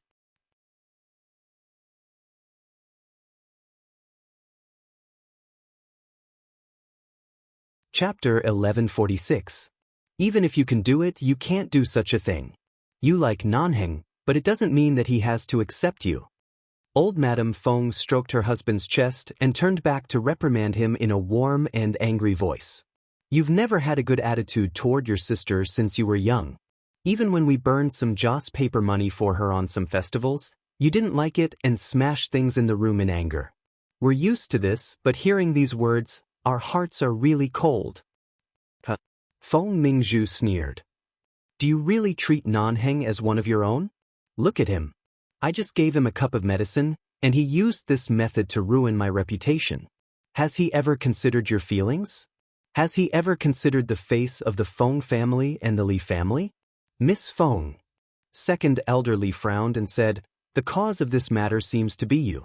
There's no need to push the responsibility to Nanheng. We all saw the whole process. Although Nanheng did not show any mercy, he seemed to be shameless first. Besides, everyone has a bottom line. Anyone would be angry about something like drugging someone. Nanheng is just giving them a taste of their own medicine. He's standing in a passive position. He only knows how to blame others for not showing mercy, but he didn't reflect on himself. Did you call us here just to listen to a person who did something wrong accuse others of not showing mercy? When Feng Mingzhu suddenly heard second elder Li's words, she couldn't argue back. Her face alternated between red and white. Nanheng coldly curved his lips. The biggest mistake Feng Mingzhu made was to bring the elders of the Li family here. The biggest weakness of the 4 elders of the Li family was the Li family's face. Anyone who hurt the Li family's face was going against them.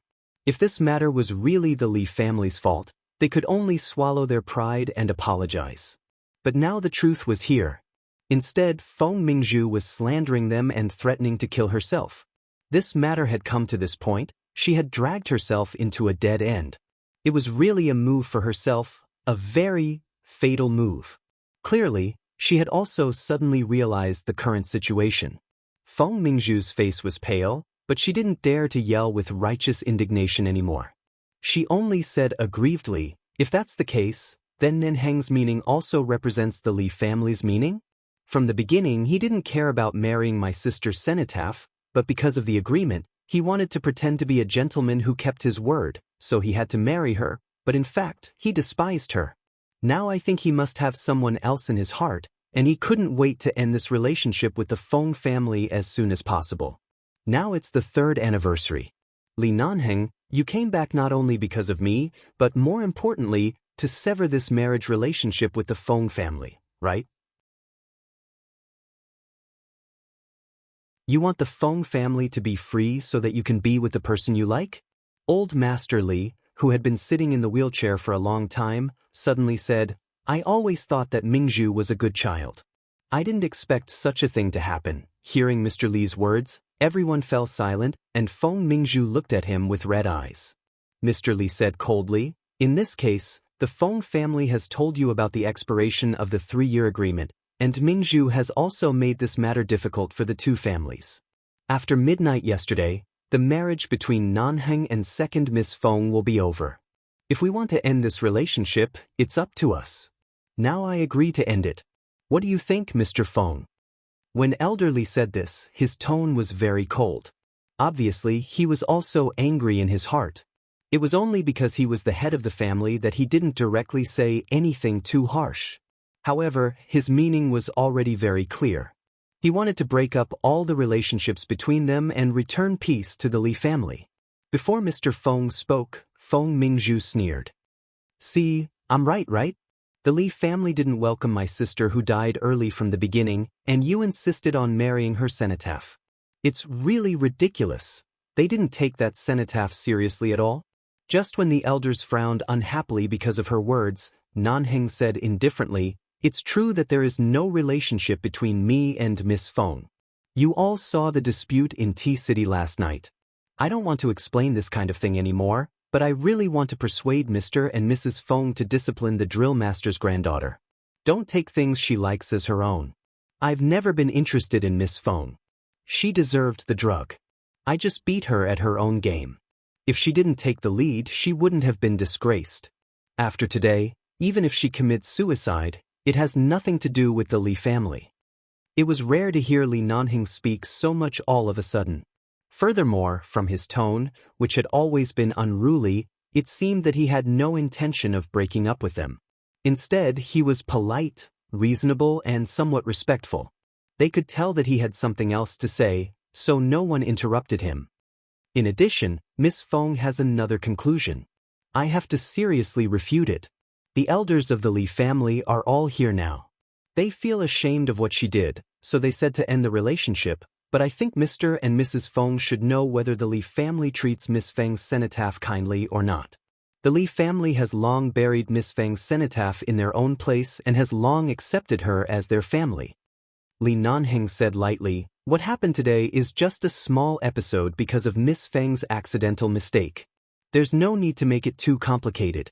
In order not to affect the relationship between the two families in the Chinese community of Los Angeles, I am willing to continue to marry Miss Feng. In order to show my sincerity, I will never marry another woman. Never marry another woman? Everyone in the room was stunned by Li Nanheng's serious and dignified words.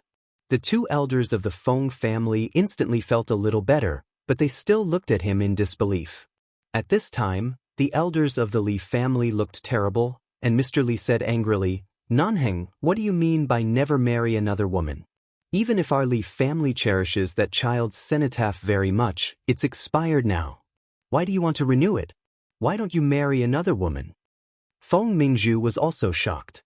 It was not good to be slapped in the face again and again. At this moment, she stood there in disbelief, thinking that she had heard wrong. Mr. and Mrs. Feng stood up at this time. "If you take back what you said just now, we won't mind. After all, this time, it was our Feng family's fault. You're tuning in to the Passion Pages YouTube channel. We're so grateful for your support, and don't forget to subscribe to join us on this incredible journey through captivating stories. Your generosity through donations truly makes a world of difference, as it's the primary source of revenue that allows me to expand and enhance this channel for you. Thank you from the bottom of my heart for being a part of this adventure.